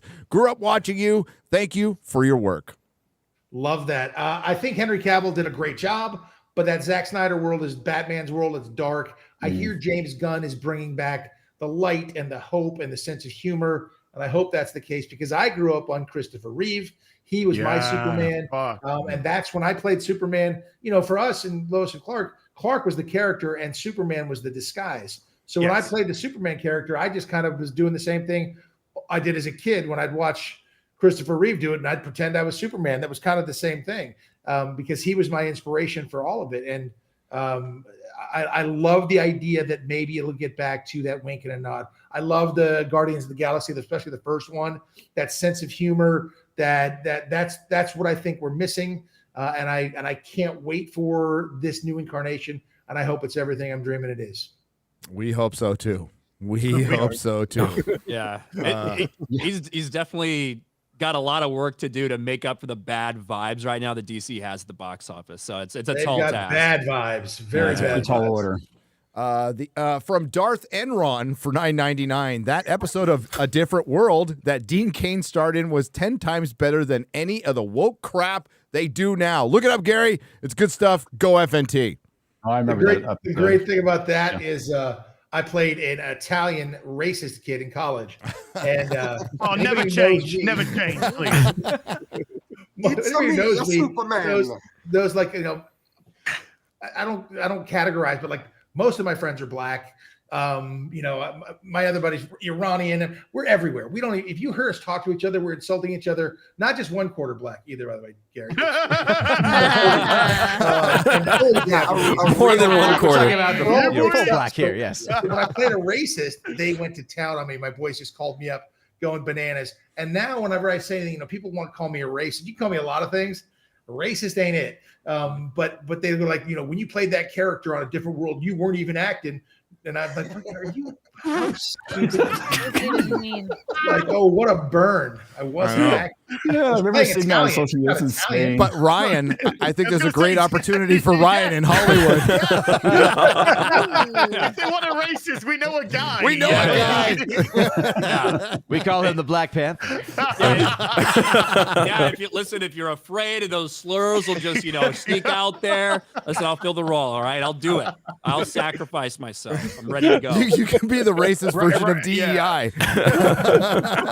Ryan is the white face of Black Panther. Yes. That's what he is.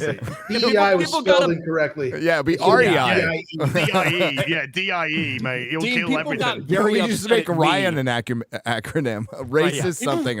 People got very upset at me because I dressed up as Black Panther for Halloween. Okay. I thought it was being respectful, and these guys got so triggered I couldn't believe it. Shame on them. I also, but you know, here I have. He didn't Look at that rainbow. That's That's rainbow, Deadpool, though. My So Pony, and that's Deadpool holding an though, AK-47. Yeah, boy. Look at that. Yeah. Inclusive. Yep. Very inclusive. Yeah. I particularly like the AK-47 myself. But that's just me. Yeah. I'm not allowed to like those. But my wife does. You're allowed to like them, just not own them. Operation Outstanding in the Field for $199.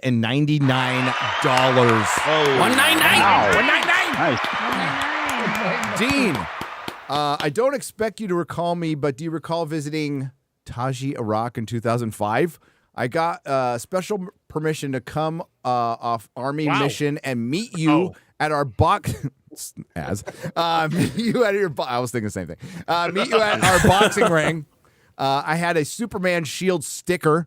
I brought on deployment that you signed. Grew up watching LNC with my Lois and Clark with my dad. Do you recall meeting somebody in Iraq? Camp Taji, of course. I remember that was the longest 17 days of my life. In May of 2005, I went out to visit our troops in the middle of a very, very bad time of the war. We had just taken Fallujah a few months before. When I finally got to Fallujah, that was the first time I was actually I stayed in a building.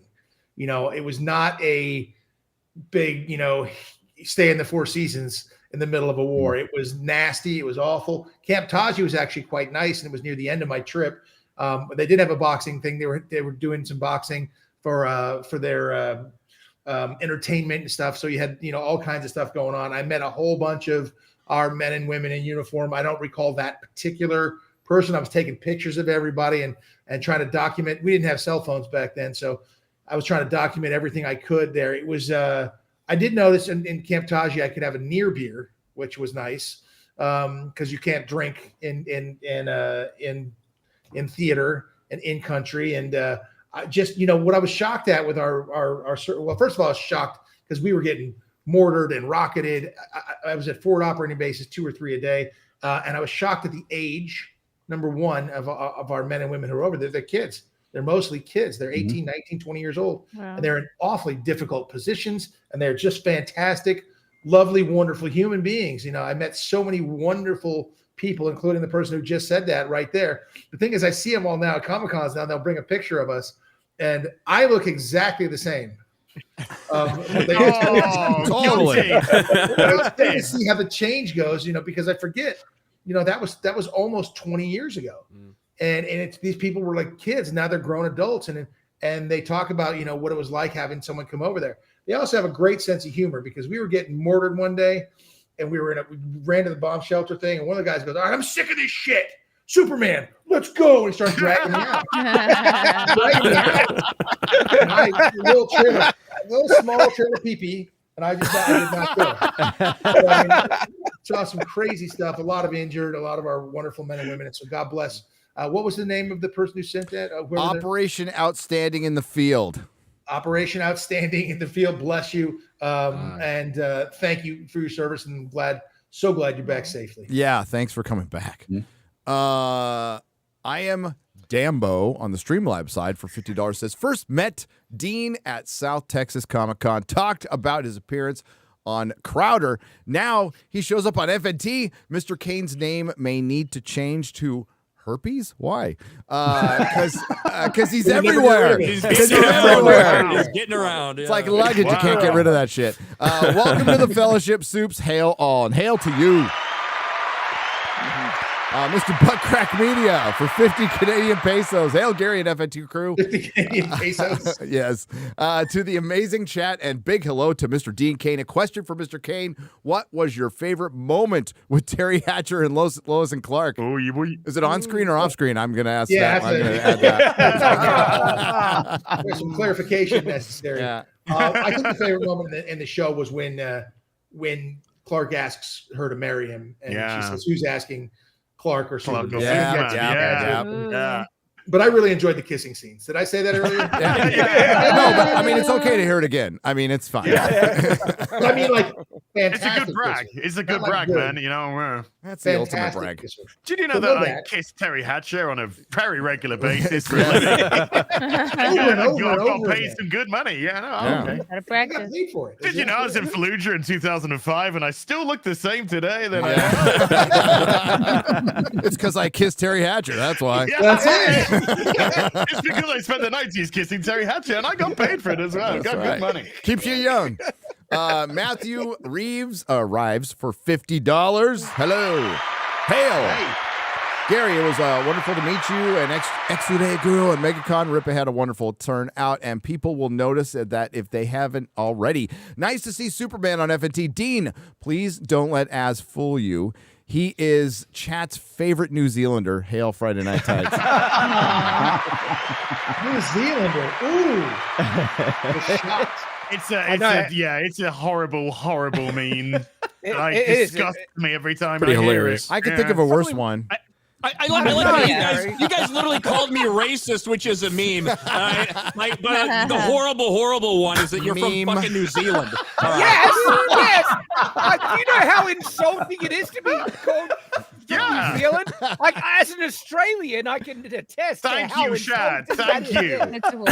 Thank you. I feel you, brother. I feel Whatever. you. No, fuck. New Zealand didn't lose a war to a bird, okay? The war is still going on, Gary. We haven't lost it. Yeah. We haven't won it. It's like the last scene from the last Resident Evil film. That's what it is, man. I feel you as a San Diegan. I have to make sure it's clear people know I'm not from Los Angeles or San Francisco. I hear that. San Diego. Okay, military. Yeah. You're still in California, though. That's nasty. You're still in California. San Diego might be the better part of the communist prison, but it's still the communist prison. Gary, I'm not going to dox myself, but I live La Jolla adjacent. You know that. Yeah. My Beautiful grandma it is. was So my beautiful. mom was born and raised there. My grandma was born and raised there. I lived in Encinitas. Okay. I miss the carne asada burritos. That's about it. Right. Oh, We have the best Mexican food in the world in San Diego. Yes. My anus cannot wait to be sat on the toilet. Oh, it disposing will. of that. It will. I'm going to take you to when I come over, I'm going to yeah. take you to Juanita's in Lucadia, which we used to call Quaaludia. And for the longest time, they were a B-rated restaurant. Still ate there. Didn't care. Just knocked over the cockroaches that were on my table. Doesn't matter. Because the burritos were so good. So good. Right. As over here, we have things called flavors. Yeah. Your brain's gonna explode. Right. Never, Tex-Mex is never good. heard of it. Oh yeah. Never heard of it. Tex-Mex is we good. as Brits, we spend hundreds of years taking all of the spices from all of the worlds and not using one of them. It's so pompous of you guys. Just be like, look at all the spices we have. Yeah. It's just And not use. I can't hold all of these spices. Ooh. Fuck off. Where's that You episode know of The that Crown? it's like, Don't want something none. changed in the history of Britain because in the medieval period, the knights and everything, they would load up their food with spices. But as soon as the peasants get it, they're like, well, it's too good for us now. We'll just reject this. Do you have just a little bit of salt and pepper? Who doesn't You wanna have snot. Can I eat snot, please? All right. Let's tuck into a plate of mushy peas and eel, right? Right. Number one, mushy peas are fucking that's a war crime, right? Mushy peas, that's a fucking war crime. Jellied eels, that's fucking Cockney London shit. That is what. No one knows what you're principality saying. in our eyes. I London's know. a principality. I know We what don't he's even saying. want that. As a northerner, northern New But Zealander. you give me a plate of beans on toast. Fuck yeah. It Hell actually yeah. wasn't as bad as I thought it would be. So it's actually Beans pretty on good. toast is good. It's pretty You know good. what's even better as? Not Vegemite. no! Pajori. Vegemite on crumpets, No. baby. Pajori for $10. The second book could be Dean going to Australia to help Shad with the emu war, maybe. Yes, that's what we There you need, go. Dean. Let's do it. It's an international travel guy. He'll go anywhere. Yeah, that's right. Oh, and we do, in all seriousness, we do want to have as many of these books as possible. So your support is making that happen. Thank you, guys. Yeah, 100%. I already have other plots. I've talked to Dean a little bit about it. Some really interesting stuff, fun things we have planned. We want to make it keep going like a James Bond kind of franchise. It's so much fun. Hey, Joseph Fazio's helping you out, Gabe, for $4.99. It's been 30 seconds. Time for another plug on Dean Cain, American Lawman, available on Big Man Comics by Gabe, master of the plug. Thank you, Joseph. Joseph is a great fan. He shows up on a lot of my streams. I love this guy. Very interesting guy and good taste in movies too. Good taste in movies. Love you, Joseph. Thank you. I'm sorry. Give me a moment. It takes me a little bit. I'm not a young man. Okay. There it is. There it is. Wow. Well, hey, KL that joke landed fucking brilliantly, Gary. Talk about timing. What? Excuse me, I got a timing joke here. Just wait a minute. Where is it now? Where's the button gone? It's where. Wait, hold on. Here it is. Timing. KL Warlord on the Streamlabs side for $40. Fuck you, ass. Just make a trans chick joke and get it over and done with. Fuck's sake. Dude, and just these mini strokes. They're happening more often. I can't feel the side of my face. For different. Yeah, I was gonna say, is that what happens when an Asian man goes to an Asian massage parlor? A mini stroke? Oh! Hey. I'm gonna have to argue with that. Well, You're already part Asian, Dean. Yeah, So Doesn't apply. Yeah. quarter Asian, Dean. the other Quarter thing Asian. was Not that part. Passed through, you know. Not that part. You can pick your parts, I guess. Yeah. We talked about this on Real BBC, but I was driving through Houston and there was an ambulance coming in and it said emergency stroke response. Yeah, boy. The only thing I was thinking is like, either way, our tax money is going to a good cause. Did you happen to get the phone number for that one? I missed it. Yeah, you never know I missed when you it, might need damn it. one. Hail the legendary Dean Cain defending Az's pronoun rant on Twitter caused my novel to get a review bombed on my publisher's website. Well, it's all Az's fault. Review bombed? Wow. Yes, the things that don't matter continue not to matter. Hail to the Fellowship, the 199, and Slayer. We love Gina Carano. We love Gina Carano. Hail Gina Carano, by the way. Yes. Hope she gets paid with this lawsuit. Oh yeah. Hope she gets paid. At the bare minimum, the best thing like that I think we will be able to see is if it does go forward with discovery and to see all the email. Like they're going to try to settle before that because they don't want that. But they don't want to see all of the communication between all these people at Lucasfilm. You know, the 50 transgender employees that were trying to put her through a struggle session. Like that's the stuff I want to see so badly that they'll probably never see the light of day. Well, they will pay millions not to let that get out. Oh, hell yeah. Oh, I'm thinking about joining the lawsuit, Dean, purely because I watch the Marvels. Yes. Oh, we can do that? We can do that? So. You know, they actually Personally tried to do affected. that, but there wasn't enough people that saw the Marvels to form a class action. But I did. Yeah, as One's they enough, just okay. dealing with discrimination, not war crimes. So Yeah. Different thing. It was like, oh, I don't want to go into it. It's like fucking Casualties of War with Michael J. Fox. That's what it was. That voodoo guy for $20 says, no offense to Dean, all I remember from Lois and Clark is Terry Hatcher. All jokes aside, great to see you on FNT. Hail FNT. I can't argue with that. That tells me it's a healthy young man. That is yes. Just as an FYI, do you have any contact with like Justin Whalen and Terry Hatcher at all still? Absolutely. Yeah. Okay. I talk to them quite often. Well, Terry more often than not. We did a couple Comic-Cons together, and you know, we did one in Australia. So we went to 5 different places in Australia. It was great. Then we did one in New York, and we did one in Pittsburgh, I think. So we have some time. We talked about doing a 5th season even. It's funny because I was like, that'd be great. We'd find out what's going on with them. You know, their kids would have superpowers, and this is what I was in my concept. And she was like, I was thinking, you know, like Superman gave up his powers for this. I'm like, no. Pretty. Don't talk. Yeah. Yeah. Just look good. Just tell her they already did that in the CW Crisis. Justin's now a teacher, isn't he? Hasn't he given up acting? He's now teaching. Is he? I don't know that. I don't know that. I'm surprised. I'd be surprised because he's a very good actor and he can still act and teach if that's what he wants to do. I've sort of lost touch with him over the years, but occasionally something will come up and love Justin. And I did a movie with him in Bulgaria, and like just shortly after we finished Lois and Clark. That was interesting. But just Bulgaria in '97 was a little bit different than it is now. Eastern Europe in '97, that's a fun fucking place. Yeah, it was a wild west. Yeah. Woo! Oh, yeah. So you didn't want to nip over to Serbia over at that time, really? No, there was a bit of a war going on at that moment. Yeah, a little bit of a spat going on over there. Just a tad. Yeah. No, we literally could hear it from where we were. Oh, because we were just over the mountain range, and we were doing a war movie. And they were like, listen.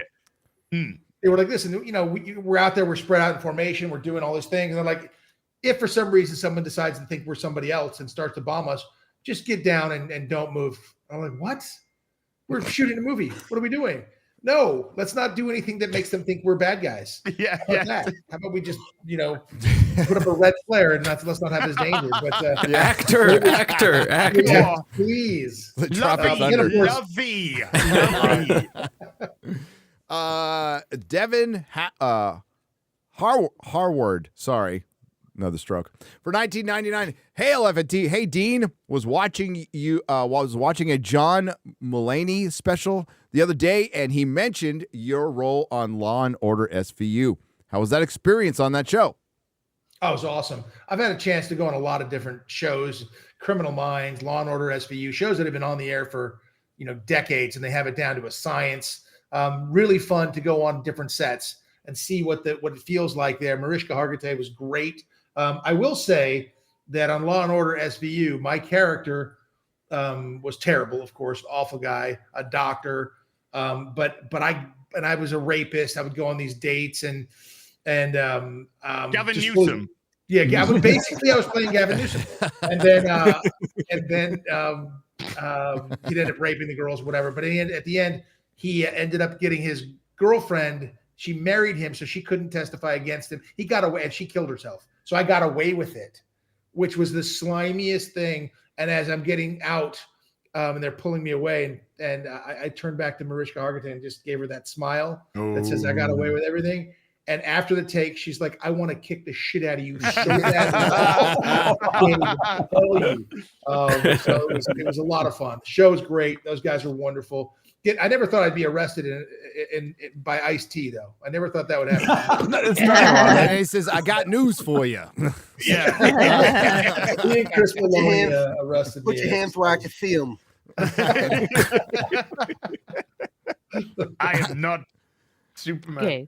Ice-T playing a cop is the funniest thing ever. He's done it a lot. I know. Yeah. But New Jack City. I know it's been forever, but when I first saw it, I was like, "Oh my god!"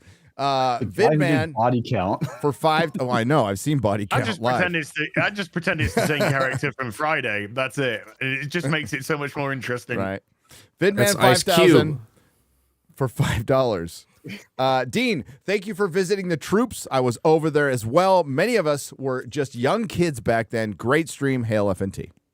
Hail to you. Truth, man. So many kids. People don't realize that, when they're talking about, like, I'm a big Second Amendment guy. I'm a police officer, but I'm also a big Second Amendment guy. And I believe in that. They're talking about raising the, age to 21 to be able to buy, rifles or things. But we're putting these 18-year-olds out there, training them completely, trusting them with $1 million equipment in everybody's lives. But they're not able to have it here in the United States. That just doesn't make sense to me. It's craziness because all those soldiers are so young, and bless them for what they go through over there, what they did go through over there, and hopefully won't be going through in the near future, because things look a little bit bleak. Yeah. Well, I mean, handling a gun at 21, having your gun ripped off at 10. Where are the priorities with that? Where's the there's some disgraceful, and there is a huge reckoning in terms of lawsuit, in terms of accountability, in terms of everything with that industry as a whole big time coming. When Gabe was talking about people getting their dicks blown off in that Chuck Norris thing, I'm like, man, that's back when movies, the entertainment industry was like, hey, this is a bad thing to get your dick chopped off. Yeah, it's a little bit different now. To be clear, it was the villain who did this. You're 5 and you picked up a Barbie? Okay, let's get you into fucking theater immediately. Get the scissors out. And they probably had an experienced armor on those sets too, like a real experienced one, so they didn't really blow off anybody's dicks. Alex, no, he's not. He's not insinuating, Alex. He's not. JA for $5. Mr. Cain. I love how everybody's so nice here. Stop it, chat. We know you, okay? Just don't put the Mr. Cain We've stuff. met some of you. Yeah, we know you. We're doing the simping here. Yeah, right? yeah. Mr. Cain, still certified. Are you still certified on the weapons you fired on the TV special Stars Earned Their Stripes all those years ago?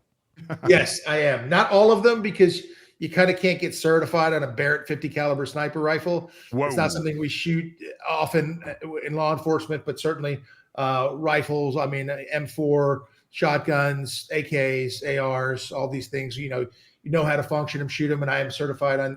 I'm certified on everything. Clean and clear. Cool. Nathan Taylor for $9.99. Hi, Dean. What was it like to work with Drew Barrymore in The Best Man? That was great. That was so much fun. The show was great. Luke Wilson, Sean Patrick Flannery. I love Sean Patrick Flannery. Yes. What a great guy. Nefarious. I love you guys that saw like Born a Champion, or even the one he just recently came out with, Nefarious. Mm-hmm. Yeah, So he good. is just, and he's such a stud. Boondock Saints. Mm-hmm. Boondock Saints. Boondock Saints. Great guy. Great family guy. And you see he's taught all his kids, jujitsu, and they're just badass kids. They're crushing everything. And his hashtag is, whenever he's talking about his kids, hashtag they came from my balls. They did. Accurate. Technically correct. I mean, Where'd yours come from, technically Chrissy? nothing wrong with that at all. That is, It's factual. It's he's biological. he's a straight in fact. shooter. Straight shooter. He calls it like it is. That's where they're from. Takes responsibility. Hey, I saw a lot of Hollywood actors do that a couple of years ago. I take responsibility, you fucking poser. Fuck off. Fabian Finlay for $21.95 British pounds, proper money. Hi, Mr. Kane. This is Mr. Kane stuff. You guys. Mr. Kane is my father. It's my father. Are you my father? You are my second. daddy. Oh, and he spells it wrong too. He spells it favorite with that unnecessary U. No, it's wrong. It's wrong.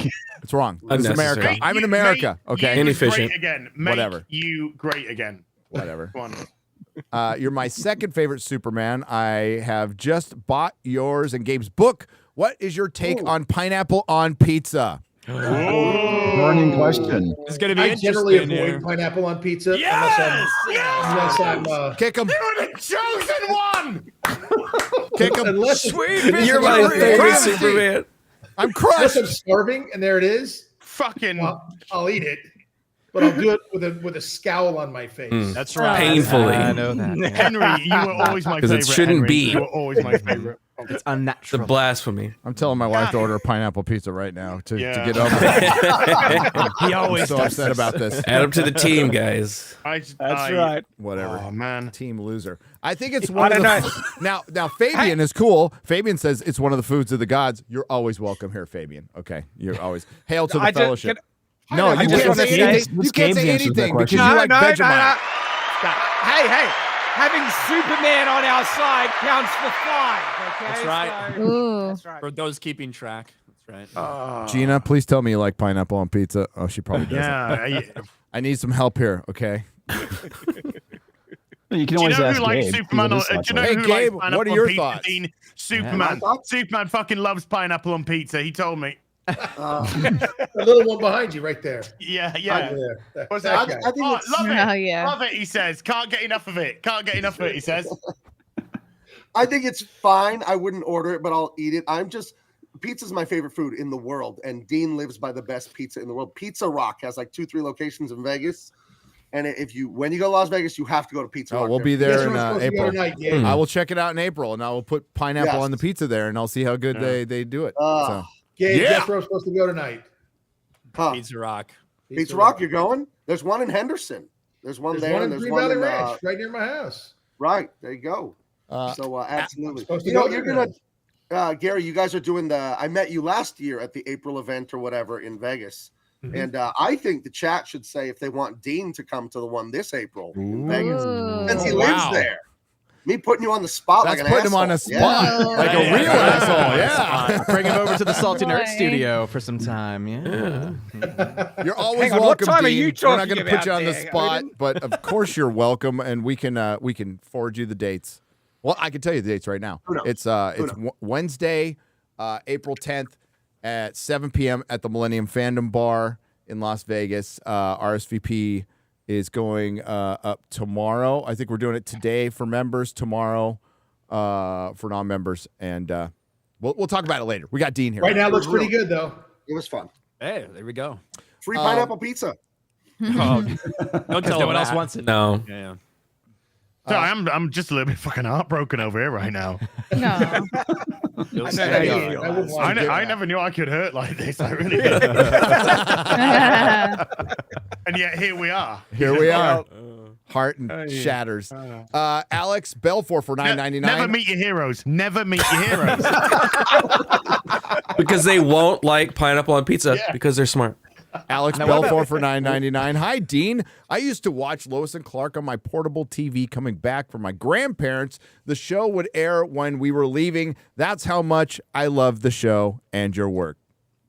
Love that. That's the things I'm telling you. That's what I love to hear. Like, you know, you're coming back from the grandparents. So obviously, then every Sunday they go visit their grandparents and they go through, and it's a bit of a ritual. I had shows that I watched with my son. If people watched mine and that did anything to them or made them think of their childhood in a very positive way, obviously, then I'm ecstatic and just honored to be a part of it. It's weird though, because I'll get like this young, hot 23-year-old girl go, "Oh my God, my grandmother loves you." And I go, "Oh, close, right there." Maybe the grandma's hot too. Maybe the grandma's. Hey, Hey, maybe she got a new Is hip. Terry huh? Hatcher a grandma? Yeah. She got a new hip. She got a Is new Terry hip. Hatcher a grandma? You Good know, as Terry new. Hatcher's a grandma Two now. new knees. Is she? Two new knees. I don't know. Is she? I'm asking. No, I don't think That's Emerson kidding. had a I child. bet she fucking likes pineapple and pizza, though.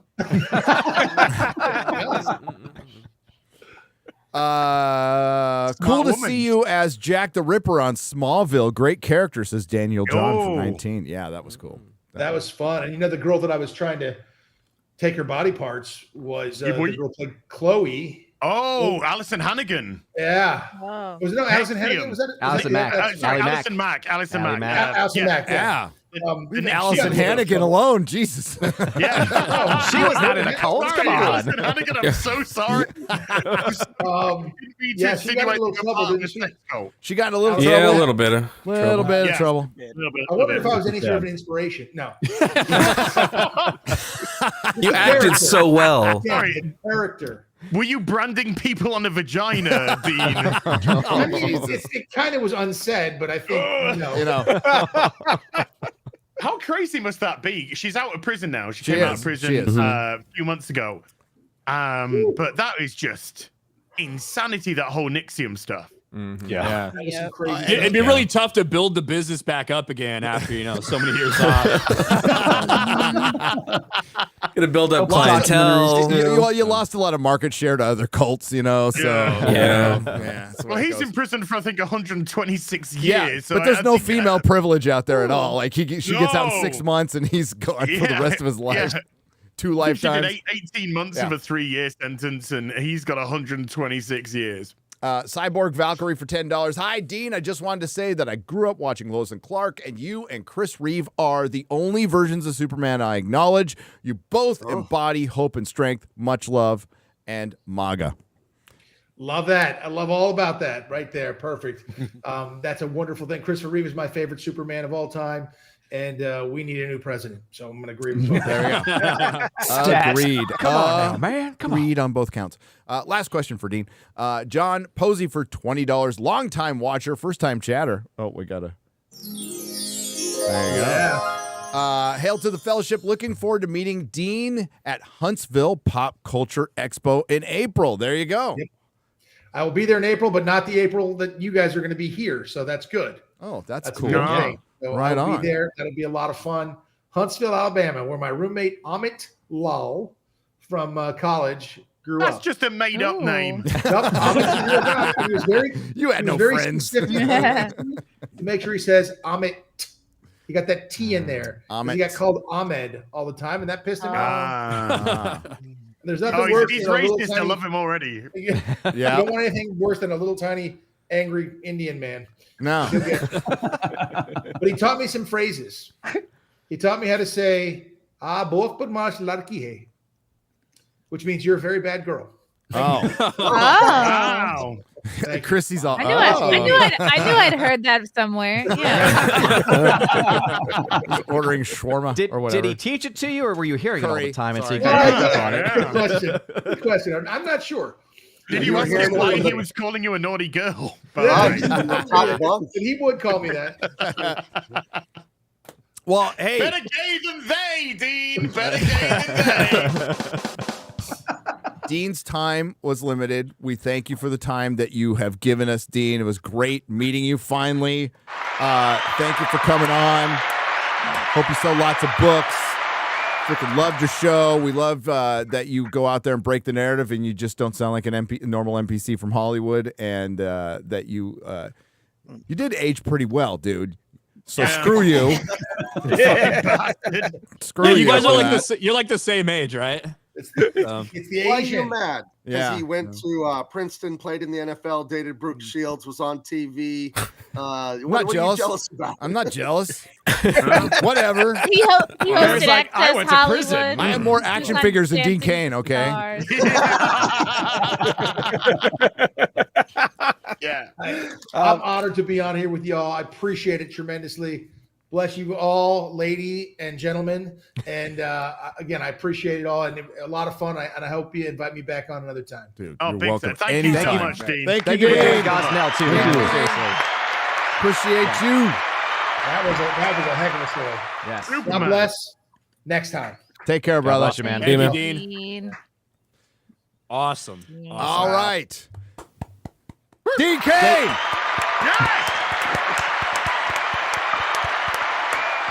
Oh, We must have at least one Asian person on at all times. Yeah, at all times. Fits the quota.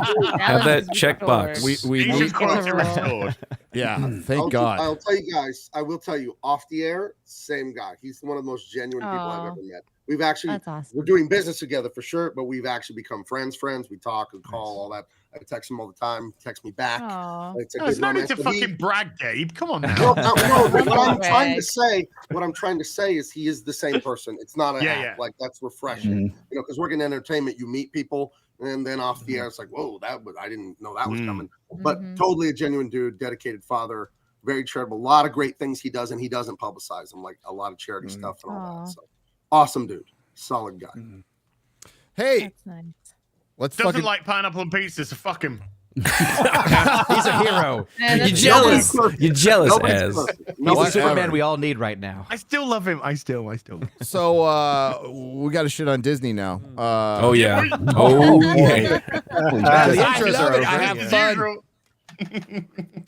Yeah. So they had an earnings call. These earnings calls. Bless Valiant Renegade for breaking that down. He's a financial analyst, and he had other analysts on and some lawyers and some smart guys. I'm a fucking dummy. That shit is boring as fuck.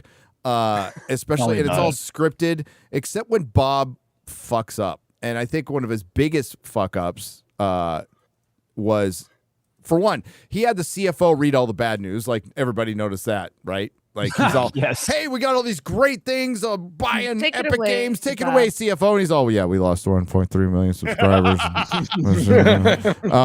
And then Our movies, they were there. You know, so I had X-Ray. No, I had Lady Gravemaster check because like I didn't want to listen to it again. I'm like, wow, I heard the Star Wars projects they mentioned a couple years down the road. What was the Marvel projects that they mentioned for this year? And there wasn't much. We've already seen one of them. It's Deadpool. That was it. Deadpool 3 and Agatha were mentioned. I don't think X-Men 97 was even mentioned. No, it wasn't. Which honestly, it's obviously we're kind of into that because of the series, but in terms of the amount of people that watch the animated stuff, it's very minuscule. small. It's minuscule. But it Holy would be crap. like it's the first like real foray into the X-Men. Deadpool 3 is not going to be like real X-Men. This is like something. And this is how culturally retarded they are. They have no fucking idea how influential the X-Men animated series was. It was, I would argue, equally as influential as the comic books. It made arguably more fans than the comic books.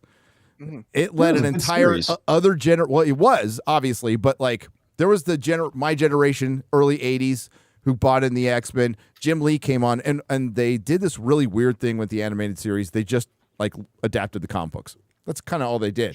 Yeah. Insane. Wow. Insane. And created a badass theme song. Yes. Oh, hell yeah. Dude, so good. And that the fact they didn't use that, tune for the movies as a crime. But Gary, you're right. That was my introduction to the X-Men. I was only able to get a certain amount of comics, and so if I could get a comic, it was always Spider-Man. But no, the animated series was how I even discovered the X-Men, and it was freaking great. I wasn't into the X-Men as a kid, but I love that series. I mean, this it was is the fantastic. new version of X-Men 97, by the way. His Storm. Ooh, Wow. that transition. Storm in transition. Gender and race swapped. I'm gonna That was glow up. progressive. I don't have high hopes for the series. Bo DeMeo worked on, even though he called out The Witcher, he still worked on The Witcher, and it's And didn't the showrunner come out and trash fans as well? I believe he did like a year ago. It was a while ago. It's just they're gonna lean into. They're not gonna. Of course, they don't understand why it was popular to absolutely everybody, and they're gonna lean into the 4% of the population and lower that they think it was marketed towards, and not fundamentally understanding what the X-Men was about. It was basically you should tell the story from the 90s and not from 2004's perspective. Thank you. Maybe that's what you should do. Maybe when we do a Harry Potter series, we should make it about how life was in the 90s when that book was set, not how it is in 2024 and representative of 2024. Yep. Maybe when you're doing an Indiana Jones video game, which the time period for that is set in the fucking 1930s. Maybe you shouldn't make it about modern day. Maybe you should make it an example of what life was like in the 1930s. I don't know. I'm just saying. Maybe. That sounds like crazy talk, right? There's like 100 more examples of that. And maybe when you adapt a Brian, how are they prehistory gonna English, educate the audience? maybe when you adapt a prehistory English mythology from 1,000 years ago, that's technically supposed to happen on this world. You don't have it reflect a modern audience, you know. Yeah, I get so tired of that modern audience bullcrap. It's Oh, a it's- red flag. when you hear it. Modern audience equals far left politics. So That's all Bob- it means. It's all it means. Are you saying if something exists and it has a formula that's proven for success, you should just adapt that to the new? 100%. Change it, make it better. That's kind of wild you thinking. improve it. That's Yeah. what Jeff You know? Bezos said. Like he likes to improve things he knows nothing about. By you know, so ruining it. Put a chick in it, make her gay. We're going to that's all. improve this show by ruining it. It's like, can you imagine the temerity that you think you're going to correct Tolkien? Yeah. Like, oh, he didn't get it right. Let me tell you how he should have written that. Like, just the balls to think. I mean, you can do that. It's the height of hubris, and it pisses me off because Right. they did the same with the Wheel of Time. They actually felt there were elements in the Wheel of Time that was problematic. We need to fix that, and they thought that they could do better. Then they cut things from the book to just inject their own episodes that are made up bullcrap stories about gay waters and things, and it's because they think they can do better. The hubris is insane. Like those localizers changing all the video game dialogue from like Japanese Yep. to American, and then just like, why do you think you're as good a writer as the person that made this? You're just an activist, a weirdo. Well, Well, it's 'cause culturally, of being it's valid- insensitive yeah, because they're savages from Narcissism. another country. Oh my god! Narcissism. They don't have respect for the original material. It's narcissism.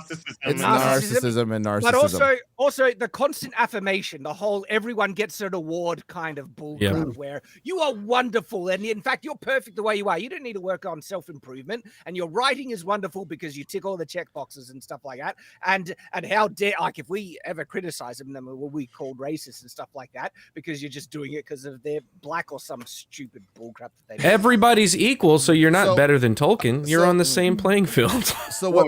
What there's no does such he thing know as about merit. writing? Right. Right. Yeah. So Bob, back to Bob Iger. What he said something to the effect of, we're gonna focus more on our basically our popular franchises, our core franchises. Now, Ryan, you brought this up in a video. I thought it was a really good question, or is it daily? I get them mixed up. There's so much of it.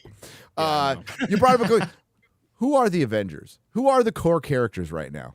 Who are they? Yeah, like when he talked about Marvel, he specifically said we're gonna, reduce the volume and focus more on our, our powerful, big, popular franchises from Marvel. He also made a greater point about franchises and sequels in general. But yeah, when you hear that, you assume, okay, X-Men, Fantastic Four, which God, when are those ever actually get off the ground? And the Avengers, but. Who are the Avengers now? The Avengers are Black Captain America, who we haven't seen in 5 fucking years by the time his actual movie comes out.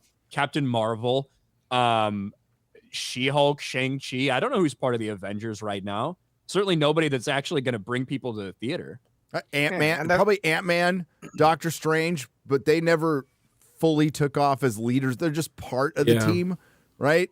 Nothing. There's no Captain America, no Iron Man, No Spider-Man. What about Scarlet Witch? They don't even own Spider-Man. Scarlet Witch. Scarlet Witch is dead right now. Is dead. Yeah. He'll come back. Oh, she'll come back. That's fair. Which is not a core character. What the core characters are: Thor, which they've cucked. Captain America is dead. Iron Man's dead, and arguably Black Panther, core character that they like is popular, is dead. Is dead. Yeah, they've replaced them all, and so if they're going to rely on their large franchise kind of names, well. That you have not Iron Man, you have no replacement. You have not Captain America, the replacement. You have not Black Panther. They're all being replaced. These aren't the original characters. And so even if they try and rely on the big names, it's just the skin suit. It's like, here is our, more progressive version of the characters you love. And no one cares. Yeah. Here's our Captain America, but black and gay. Definition of insanity. Doing the exact same thing. At least here's our Iron Man. She's black and gay. It'll work this time. They're black. We promise. It's never been tested, really. Well, the best part of it too is that they're reshooting the Sam Wilson movie with no fucking script right now. Yes, but do you know Talk what they about are? brilliance. Do you know what they do have? Comics? Keep it coming. A bigger budget. Yeah. But That's what we overly need. inflated Money. budget. This They're movie not is money. not going to make it back. I don't believe they're reshooting right now. I think it's scheduled for March through Yeah. June. March through June or May through August, one of those. But there will be reshoots. We could probably make a pretty good guess. What could The entire possibly go movie wrong? is gonna get re-fucking Yeah. filmed. Yeah. I mean, 3 or 4 months. It is a reshoot. It's like as long as they spent on principal photography. Yes. Yeah. That It's is a so movie. bizarre. Yeah, that is a Like, movie. At They're that so point, you might as down- well throw the movie out and just do a new one with Captain America in it. They are. Just Except with They what, are. It's like, just missing Captain But with America. Captain America. with what Az was saying, how they're replacing everything with these diverse things. They're even doing it with the diverse characters already. Blade is black. Everyone loves him. He's a great character, but no, it's not. We'll replace him About with 3 chicks. women now as well. Mhm. And they've gone so far that they're even Oh. disrespecting the characters that were diverse that were already there that people loved. And With the a story- name this- like Blade, they could make him Dominican and just give him like literal blades to go cut people. Well, with. they That might would- because it takes place in the 30s. So this Blade story Yeah. takes place in the 30s in the South. So I'm sure it'll be completely free of modern day politics. Yeah, and, Yeah. yeah. Totally not about racism. Is there a reason it's not Wesley Snipes? Because he still looks great and all that, and he like the first Blade movie's outrageously. He good. might show up in Deadpool. I wouldn't be surprised to see him in Deadpool. It's different universes. Yeah. The reason it's not Wesley, he's getting old, but he's not out of shape. It should be Wesley Snipes. But Marshall Ali is a good actor. Like, Sure. if they Absolutely. gave him a good script, he would be a very good Blade. Yeah, he would be And that's the very problem. good. He They should Not have when great he's screenwriters. 4th build on the Yeah, that's- Blade movie. They fixed that, but they're keeping his daughter, and it's still going to be the villain going after the daughter's blood. So Blade it'll be just like Doctor Strange or Thor. The through line of the plot will go through the female character, and the male character will be running around and not be a main character. All right, And go a bait and with me switch. on this. Go with me on this one. So Taken? Out of the box thinking. Okay. Bad. Make a Blade movie. Right. Make it about Blade. That's tough. That's problematic. Radical. It's not going to work, dude. It's See, that's gonna not work what the for modern audience is looking for. They're really looking no. for the girl that's the key to everything. So if modern we could like audience- shoehorn that in there. Yeah. The modern What you audience need does is a not like diverse black the female. modern audience does not like the main character. Okay, the main character represents the patriarchy, and Has to nobody be a bad dad. Nobody goes to a Captain America movie to see Captain America. Nobody goes to a Spider-Man movie to see Spider-Man. We want to see the side characters. Okay, that's way more important, especially America if they're gay. Chavez. The female side characters. Can we specify? Yeah. Well, Diverse it's assumed. side The diverse side black chicks. female Well, side characters. He's straight because he had a daughter, so he's black. So the black straight males are the white men the of daughter black would be gay. people. Yeah. So that's also another ding on him. Yeah. Mm-hmm. They He's could turn it practically into a white guy. Yeah. They could. I did. They can do a circusy thing with it, you know? No, That'd be I'm modern. laughing because they do that when someone who's diverse that doesn't agree with their politics, well, they instantly, what do they do that with?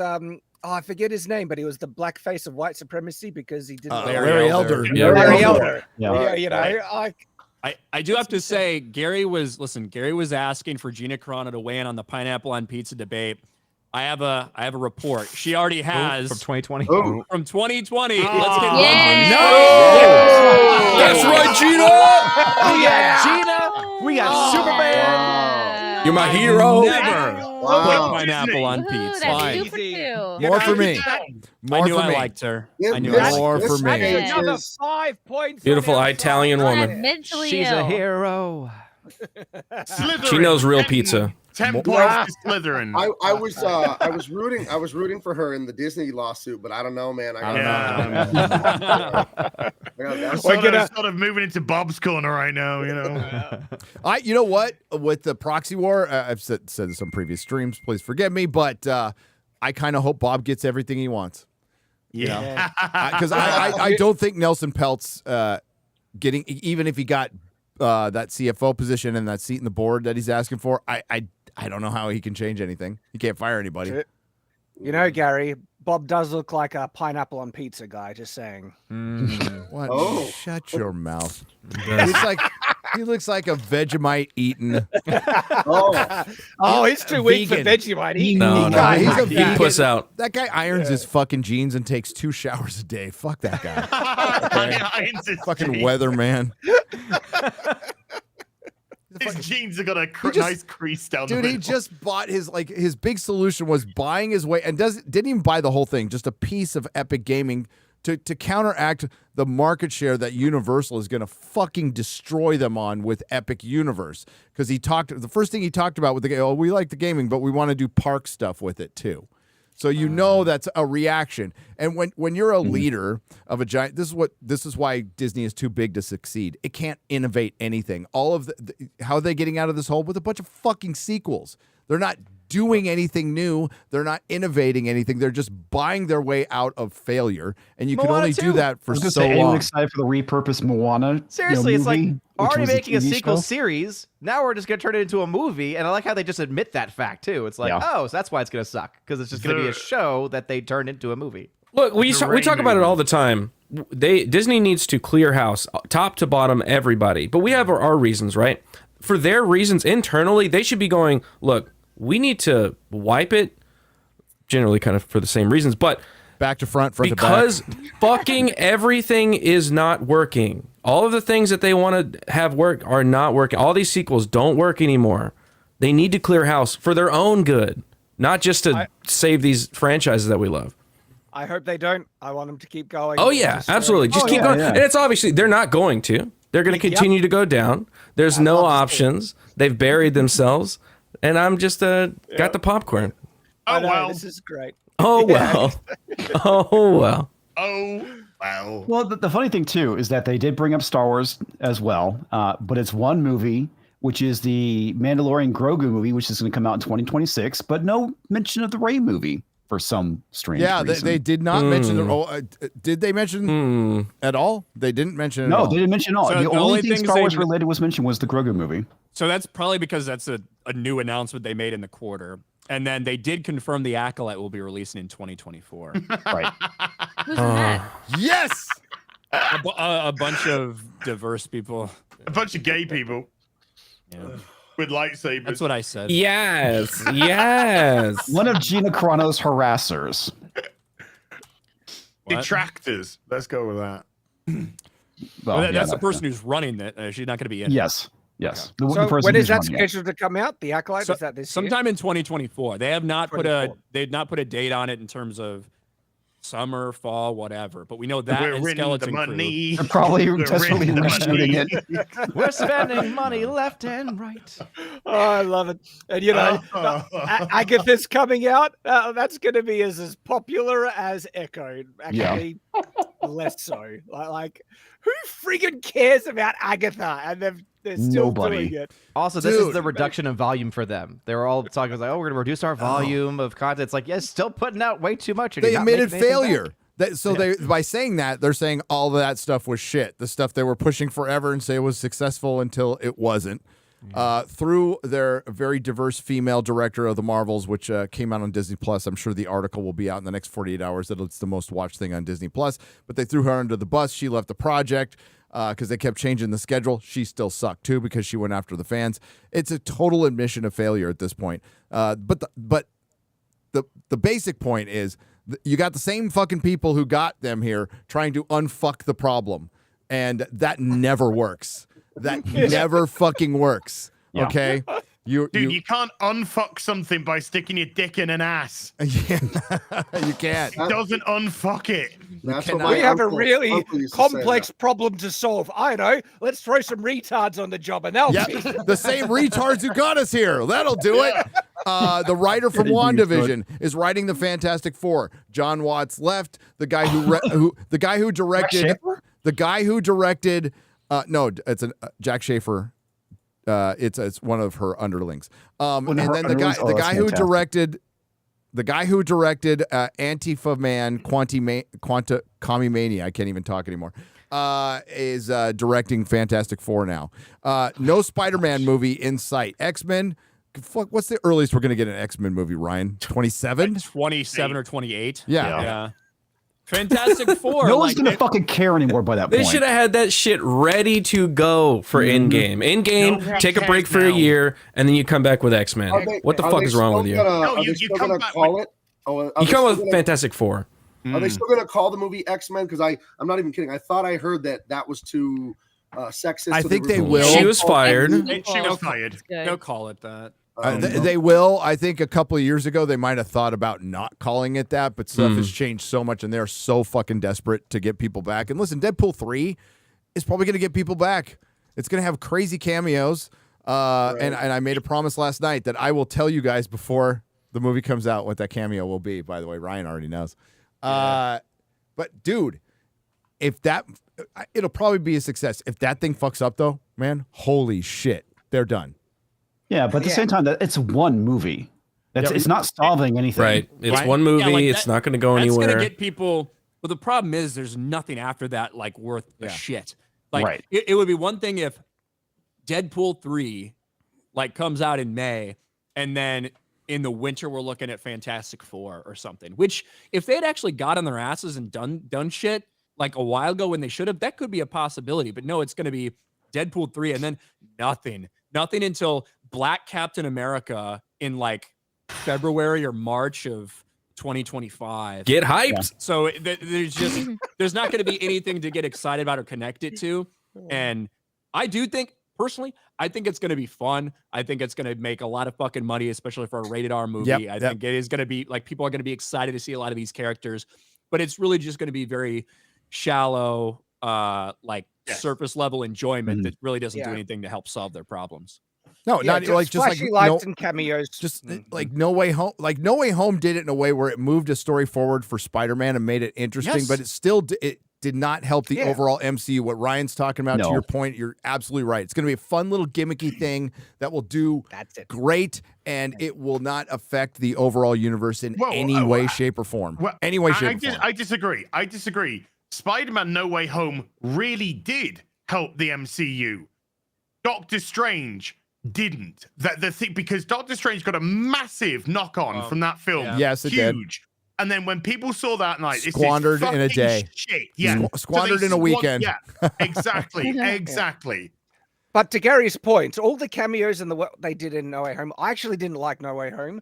But even with the people, like, who's talking about it now? You know, there's no real substance there that's carrying that film on. Yeah. but like films that have a lasting impact, right? People remember. You know, Lord of the Rings is a classic example. Somebody asked me, Shad, and I had a hard time thinking of it since the pandemic. So since 2020 on, what films, just any film, what film is going to be considered a modern classic, going to be remembered and talked about in 10 years?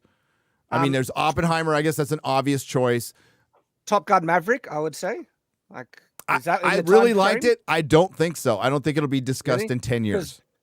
Maybe I rewatched it the other day, and damn it, it's really fucking great. But we're talking about like above that. We're talking about modern classic, something like I'd say Interstellar. I adore that movie, Interstellar. But no, we're saying since 2020 on. 2020 on. I didn't hear that. Yeah. Sorry. 2020. Like, will Joker be? I mean, that's before the cutoff, but will Joker be discussed in 10 years? It's pretty amazing. Oppenheimer. I think it depends on how the Joker sequel does. If the Joker sequel does well, then I think it'll elevate the first one even further. I think if they didn't make a sequel, it would elevate the first one. That's me, though. No, there shouldn't be a sequel. I agree. We all know this. There shouldn't be one, but it made too much money for them to say there never should have been a Joker origin story, and that came out of nowhere and was really good. Like, so who knows? But the overall question is Godzilla -1. Like, what film is going to be remembered 10 years from now as like, God, that was great. I mean, not a film, but a series, House of the Dragon. Film. I think there's a couple TV series, I think, but film. We can't think of one. We cannot fucking think of one. A film. Well, I think that Dune Part 2 is going to be maybe. Like, I think I'm going to like whether there's a fucking popcorn bucket for me to come in or not. I think I'm going to come during that movie. You want the double hold popcorn bucket? No, but like I think Dune's going to be good too. Christopher Nolan just gave it the highest praise of all, comparing it to fucking Empire. But no, like we're struggling. The whole point is we're struggling, and before 2019, we could pick a couple of movies. It's like, oh yeah, shit, that one's gonna go down in history. Yeah, you know, the live action Lion King. Yeah. Oh, totally. You know, like with Christopher Nolan saying, like, yes, good director, right? I can't trust directors' commentary on other films. Being burnt way too often. No. I mean, they're being professionally courteous. Yes, they are. Yeah. You're not supposed to understand any of the dialogue in the film that's very heavily focused on dialogue and understanding the story. Oh, you mean Tenet? Thanks, Chris. When he said, "Oh, it's not supposed to be comprehensible." Okay, it's an experience. Really You know, I really want your ears to like bleed because my audio is so high. It's an experience. Okay, it's an experience. Thanks, Chris. I love it when your mic pops. Right. Well, the thing is, he loves IMAX so much, but like in a real IMAX theater, you got to get the sound exactly right, or it's going to sound like shit. He's not the only person who's put out an IMAX movie that sounds like shit in IMAX. But fucking Dune got it right. Holy shit! The sound design on Dune. Oh my god! And Godzilla Minus One, the sound mixing on that was unfucking believable. Top notch. So yeah, maybe it's Dune 2, which Ryan and I get to see in 2 weeks. 2 weeks. Ooh, it's coming up. Sunday the 25th. I got tickets. Can't wait to talk about too. that. Hey, we talked about for an hour, because I'm a professional gamer, on Real BBC. We talked about Suicide Squad. Suicide Squad kills the Justice League. Our good friend Kurt Metzger, by the way, gave a great suggestion. Kurt, I love Kurt. He's all, instead of saying self-delete on YouTube, if we want to avoid saying, the term suicide, we could just say we pre-ordered Suicide Kills the Justice League. We can use that term now, which I like very much. But I told a little story on Real BBC this week. I said, you know what? I'm going to write a fucking comic. I'm going to write a comic. Oh, baby! I'm going to write a comic. And that comic is going to be Harley Quinn, the modern fucking New 52 Jim Lee designed whore. Fucking Harley Quinn comes in. She's annoying the fucking Joker. The Joker pulls out his fucking gun. He clicks, little bang, the little pow thing comes out. He pulls that out, loads it, shoots her in the fucking face. Somebody drew it. Somebody fucking drew it. And that's great. We're gonna print it. We're gonna print it, offer it for free. Obviously, I can't sell it, so I'm gonna print this shit. We're gonna give it away. It's gonna be called The Killing Woke. Yep. There you go. So I want to tell you right now that you can follow this artist on Instagram. By the way, he got a gig on my book over this fucking, so he's awesome. You follow Sojak at sojak.art on Instagram. Sojak.art. He does a bunch of stuff. He's really fucking talented. And he whipped this up in a couple of days. He was actually working on another project. He was listening to Real BBC. He heard our story and just immediately started working on this. So scroll up a little bit. Who wants to read it? Go, Az. Okay. I'm telling you, Mr. J, I'm gonna kill the bat myself. All right, Harley, I almost forgot. I needed to remind you of something. What is it, Mr. J? That it was never about you, my dear. Okay, next panel. Don't be silly, Mr. J. That wasn't funny at all. Maybe, really? Maybe this one will make you laugh. Boom! Scroll all the way down. Scroll all the way down. Oh, her eyes.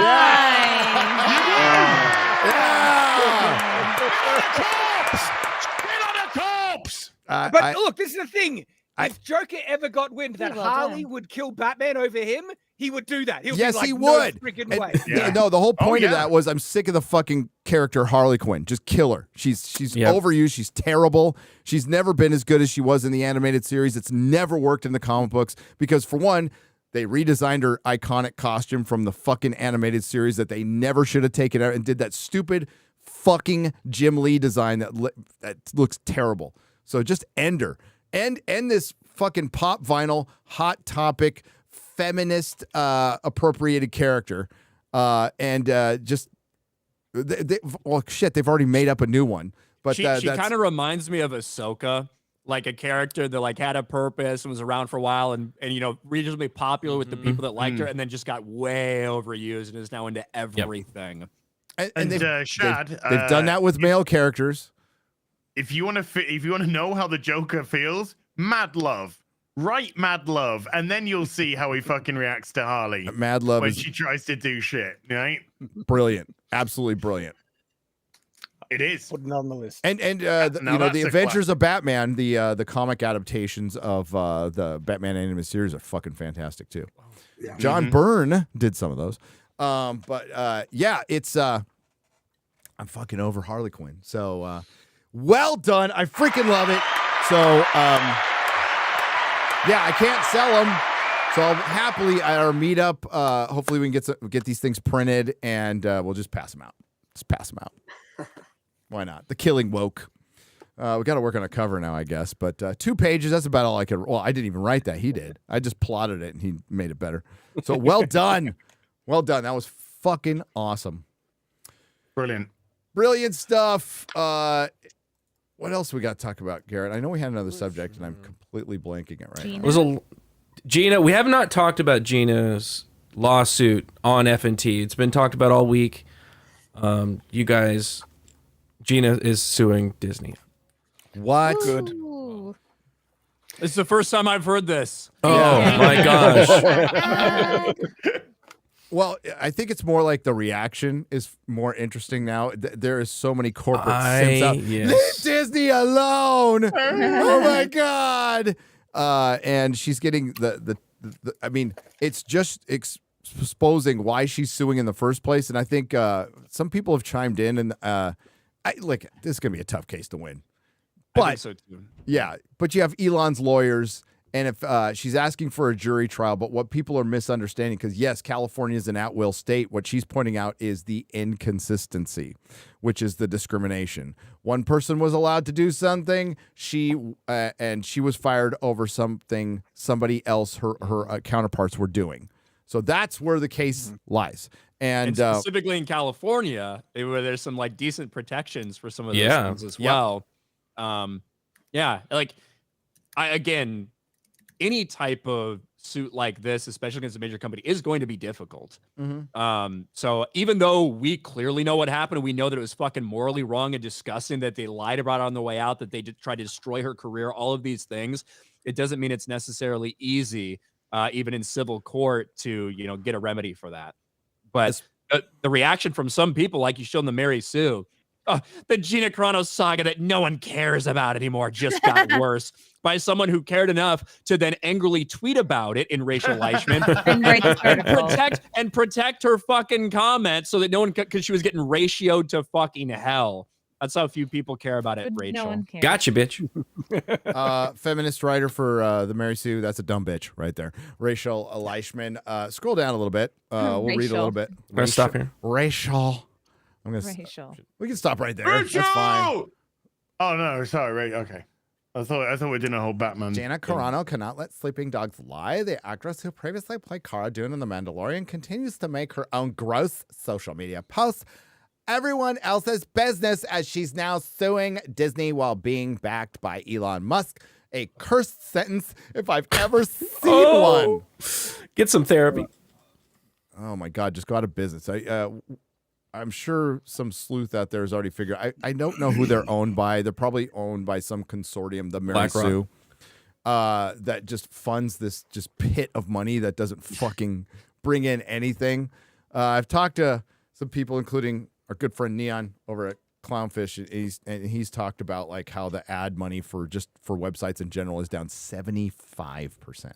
Oh, we're seeing websites drop left, right, and center. And So this one maybe needs to Mary drop. Sue will be nice. Like an old shriveled ball off a male dude who's a girl. Like a Can you imagine- dingleberry off the ass of a dog. Can you imagine being a fan of this website? What positive person and things are going right in their life is a fan of Mary Sue? Are you fucking kidding Wakes me? up every morning like, I can't wait to read the Mary Sue. Oh, the birds are singing, the sky's blue. I gotta put my I- pussy hat on.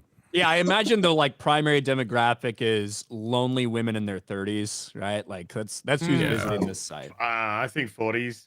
This is a website that actually smells like cat piss. And box wine. Yeah. So. Yeah, what do you think that yellow is? Hey, See? don't knock, cat don't piss. knock box Cat piss. wine, all right? Don't knock box wine. Yeah. If it's got alcohol in it, I'll drink it. You may have a problem, Ryan. Just saying. I don't know. Wait. Oh, go ahead. I was inside. Now I know where the box wine at Vaughn's has coupons for cat food. I didn't understand the connection. That's good cross promotion. Ryan, do you remember what you said to me when I said you may have a problem? I read for you and Drinker. I was like, I do. So you were like, you may have a problem. This is what success looks like, everyone. And you like pointed at me and Drinker were just fucking just gone. We're blitzed out of our minds. And I think I turned to you and drunkenly said something clever. I said, "You failed at alcohol."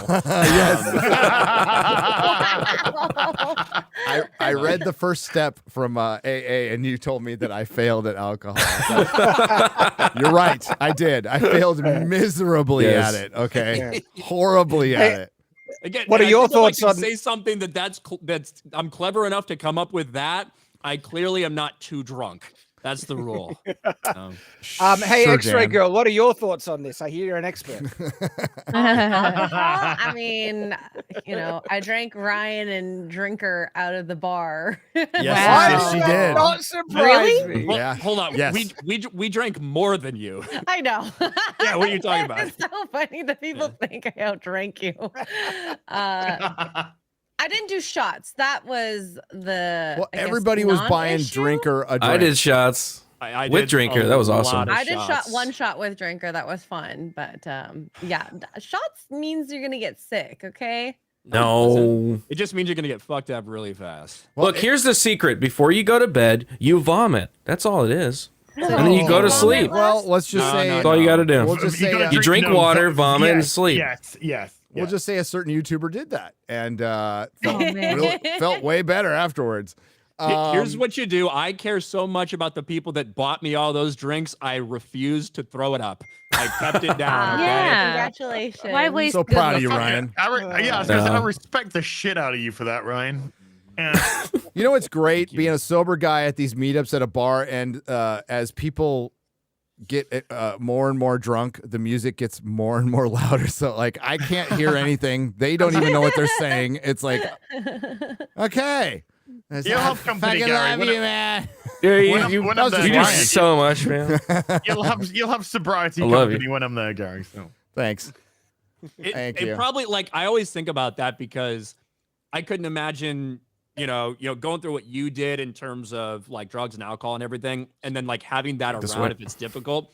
I feel like the more I've been around you and the more times I've just been fucking blackout drunk and retarded and everybody else is retarded, it's probably easier for you not to drink when you see all that shit. Yeah, It's a lot. It easier. helps. That's what we're doing. We're helping you. Oh, no. Dude. It is a great I'm deterrent. doing you a service. There is the small joys in life is hanging out with your friends who drank the next morning and watching them all suffer, and you're just like, it's the little things, man, that make me feel great. I feel like that's my problem because I don't like get hungover, so I have really no consequences for my actions. That's kind of an issue. doesn't get hungover. Yeah. Fucking hell, man. I know. Other than what I did, right? That's the rough part. You're like, so what I do last night? Yeah, I did. I had a few of those nights. Yeah. Let's get to the super chats. That just made me think of Ryan's Green Ranger story. Oh God, hey, that's the worst story ever, Bro.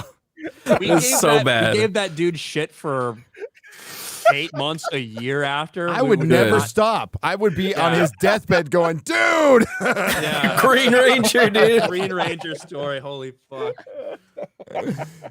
Az is like, motherfucker. He's gonna give me shit about male tits till the day I die. Yes. Yeah. Yes. I wouldn't be a friend if I didn't. I wouldn't be a friend if I didn't. Okay. But we're gonna get to the soups now. This has been a great show. Thanks everybody for showing up out there. Hail to the fellowship. Holy shit. Oh, I guess it's a good time to do a couple plugs. So our good friend Graham Nolan. Our good friend Graham Nolan is it like a couple days left, a day left on his book? No, it's just started. Just I thought it just just kicked started. off. I got that Yeah. confused. Sorry, Graham. Yeah. It's in Canadian Sorry. money. Oh my Oh god. my Doing God. great so far. Graham's like, Sorry. yes. So Oh, where is no. the American? It's down there with the Is U's. it at the top? Oh, Oh wow. there you go. Sorry. There you go. It's San Francisco. boy. Indiegogo's a San Francisco company, so they're going to Yeah. put America on the bottom. They just are. What's he got? Fucking. What's he got? No, I can't. We'll get in trouble.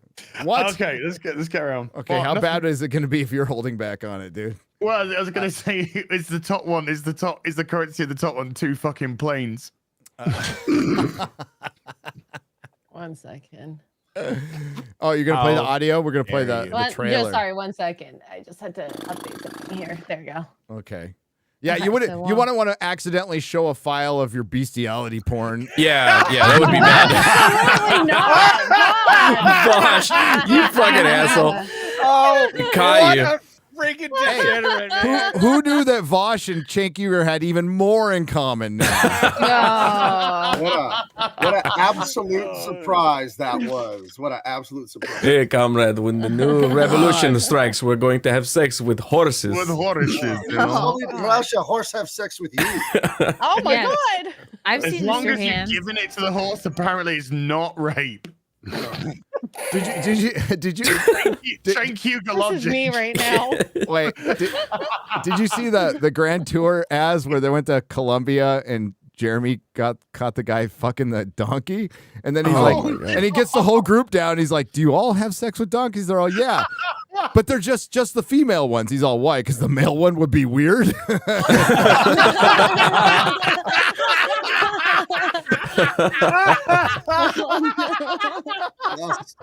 Wow.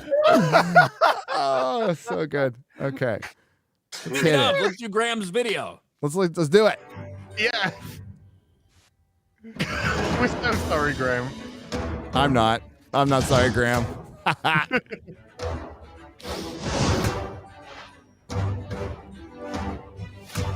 Kelly Mac Magruder, the sequel, to Graham Nolan's Monster Island.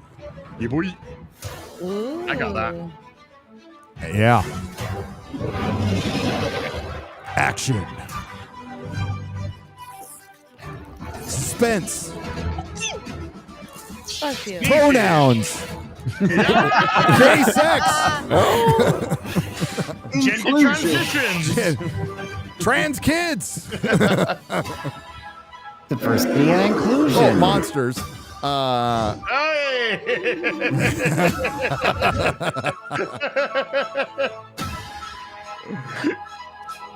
Tits on women, not on men. Monster Island. Yeah.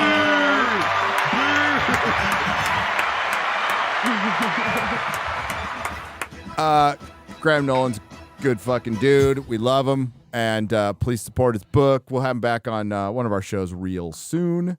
20th February, real BBC, my channel. You know, it's like Gabe, and Graham and Chuck. There's like some lunch pail comic shop. Those were always the best ones. The lunch pail comic creators, who almost a blue collar approach to things. And Graham's a normal dude. You always see him like fucking smoking Fishing, a having cigar, a cigar. fishing. Yeah. Just like Eating steak. Yep. It's great. It's great. Ooh, look at all No, these I mean, deals. he's big into bodybuilding. He's shared bodybuilding routines and stuff with me because I'm way into weightlifting too. And I find that like working with Dean's a former, like made it to the NFL, like I think that's a big part of those, blue collar kind of artists. Because there are artists that do think they're better than everyone, which is just boggles my mind. It's just that's a job. the way of creativity. It's part of it, and but for comics in particular, those that's the stuff I love the most. 80s, 90s. It was just the comic art. I don't need it to be, and this is just a personal preference. I don't need something super overly detailed. That's why I was never like a big Jim Lee fan. I'd much rather read something with Graham Nolan art in it. Or John Byrne, who was still fluid and great, but didn't go nuts. That was always my favorite art. So, John, he co-created Bane. He co-created Bane. What else? Yeah. No shit. I got big into weightlifting as well, Gabe. It's my belly. Wow. I got the weightlifting too. Watch. Lift something down here now.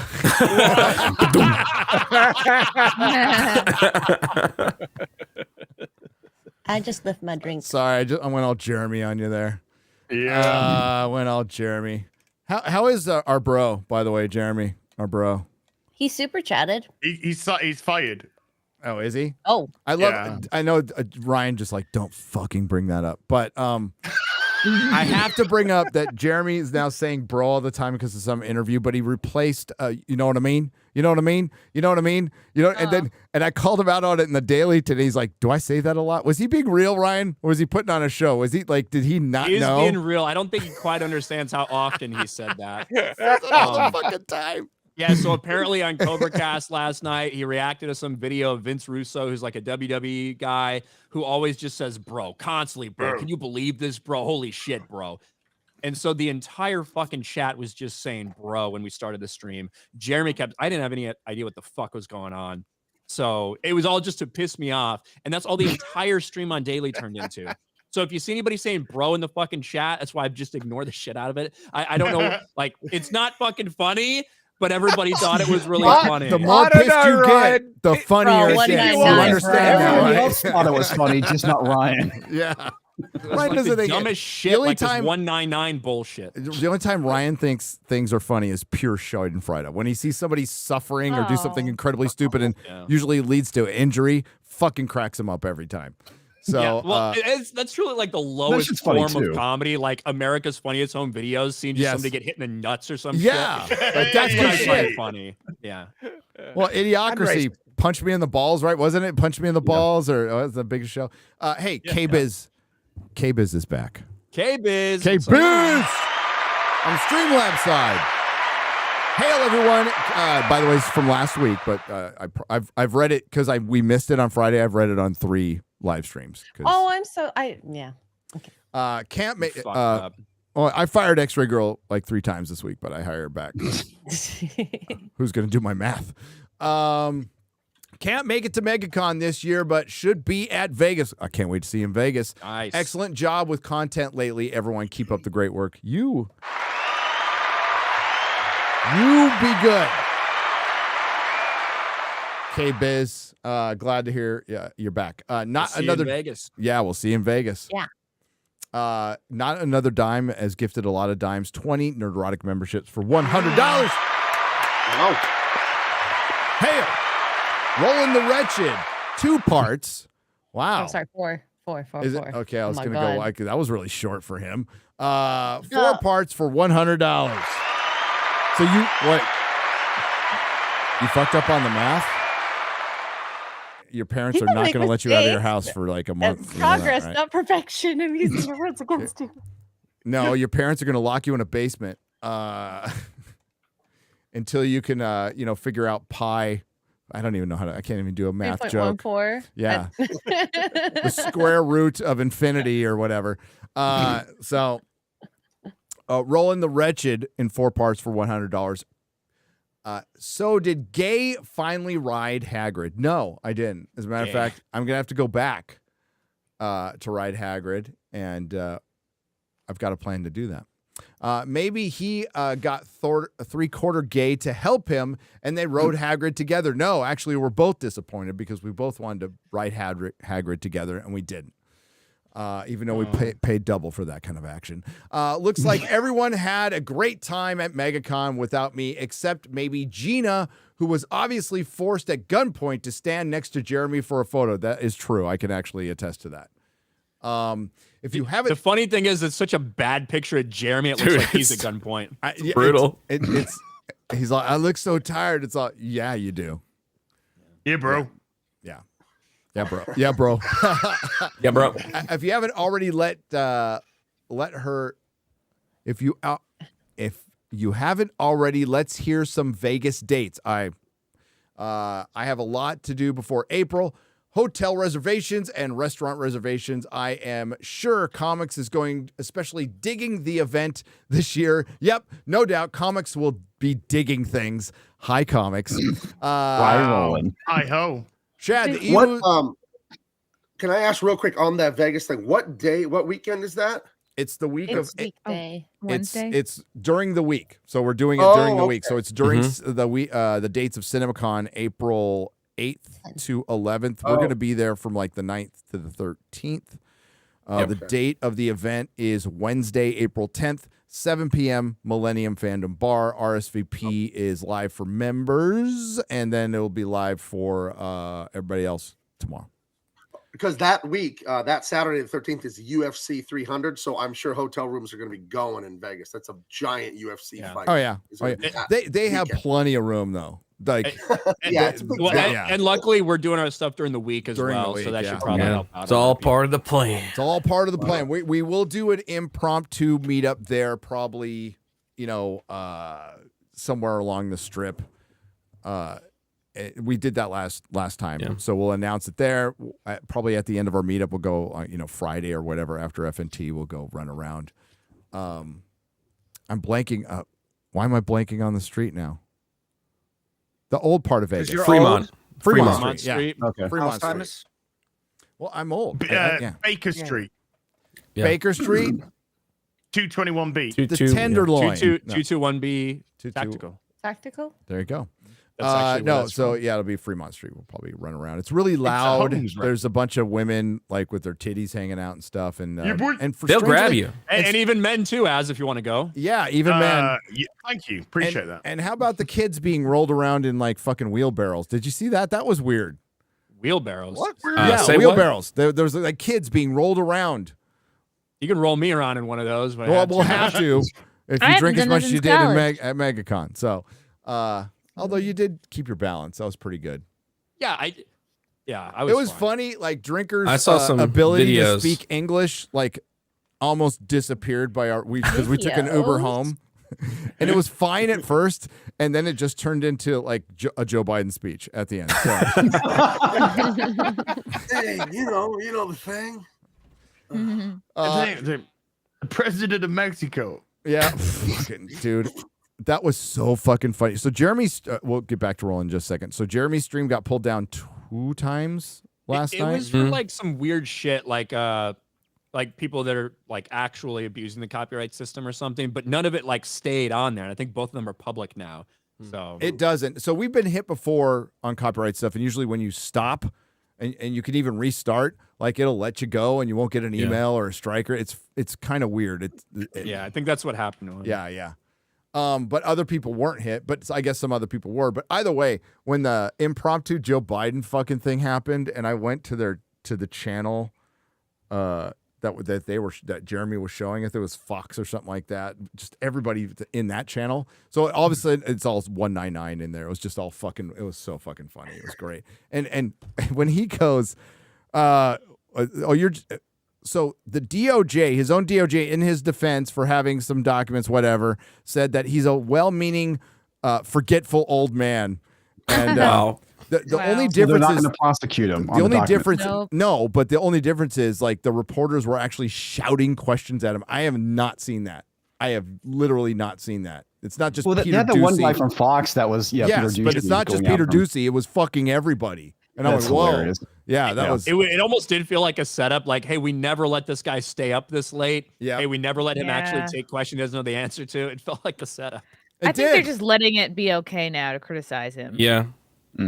Well, there's no set somebody else up. They kind of have to at this point. I mean, they can't hide this shit. No, it's Gavin Newsom. It's gonna be Gavin Newsom. Oh, yeah.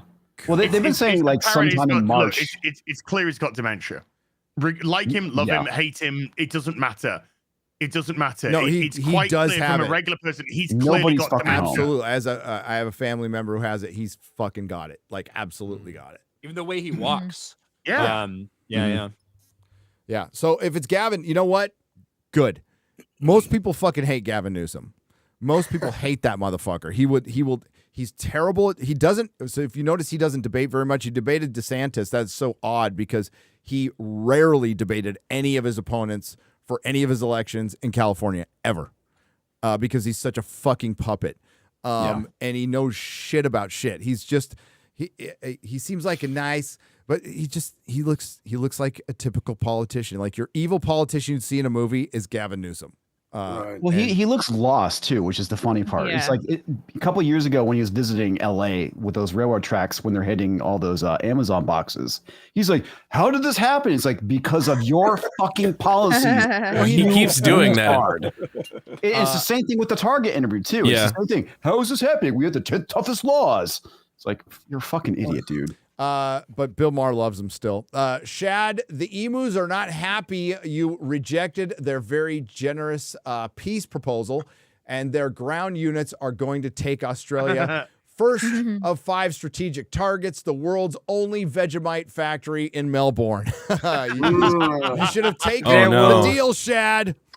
There will be no peace. The only Wow. option is complete annihilation. When you hang from a gibbet God, for I the guess sport we of your fucking own have. crows, there will be peace.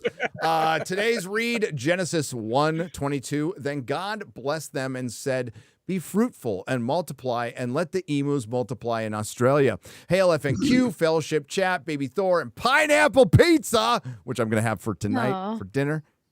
Melissa's. Well, I you know what? Melissa probably stopped watching as soon as Dean left. What do you want to bet? She's like, Oh yeah, because I've just been talking to her on Instagram. Oh, so yeah, shit. she did. Yeah. Dan Vosk, gayness, will go now. Hashtag sub to Nerdrotic. So long, gay boys. So long, gay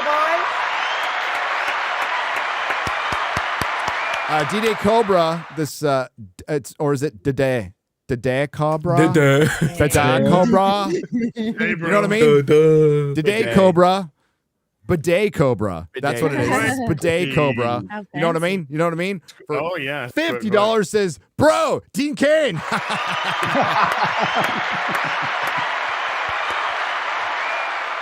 Look forward to an emergency Bidet Cobra cast tonight. I'm sure that's going to happen. That's all you got to say? No, that's it. What else am I supposed to say? He's going to say, you know what I mean? And it's going to be so strange. Dude, when you get a little older, like dramatic pauses are actually, I just forgot what I was thinking, and I need to I need my Wi-Fi to reconnect. Okay, that's when you're watching a video. It just yeah, you know when your Wi-Fi goes down a little bit, it's got to go back up. That's what happens, man. That's what happens. No, I'm sure the stream will be insightful politics and a chat full of bros. Look forward to it. There'll be a lot of bros there. Steve Davanzo, 2 parts for $50. First timer. Ooh. Chrissy will not be gentle. She's going to put that strap on, and you are in trouble. First timer, super chatter in honor of my wife, Beth. Today would have been her 53rd birthday. Oh, I'm sorry. Always bought her pineapple pizza on her birthday. She lost her battle to cancer in 2019. Fuck cancer, by the way. Fuck cancer. I discovered you folks about a year later during the lockdowns. Oh man, it was right before the lockdown too. Yeah. Fucking brutal.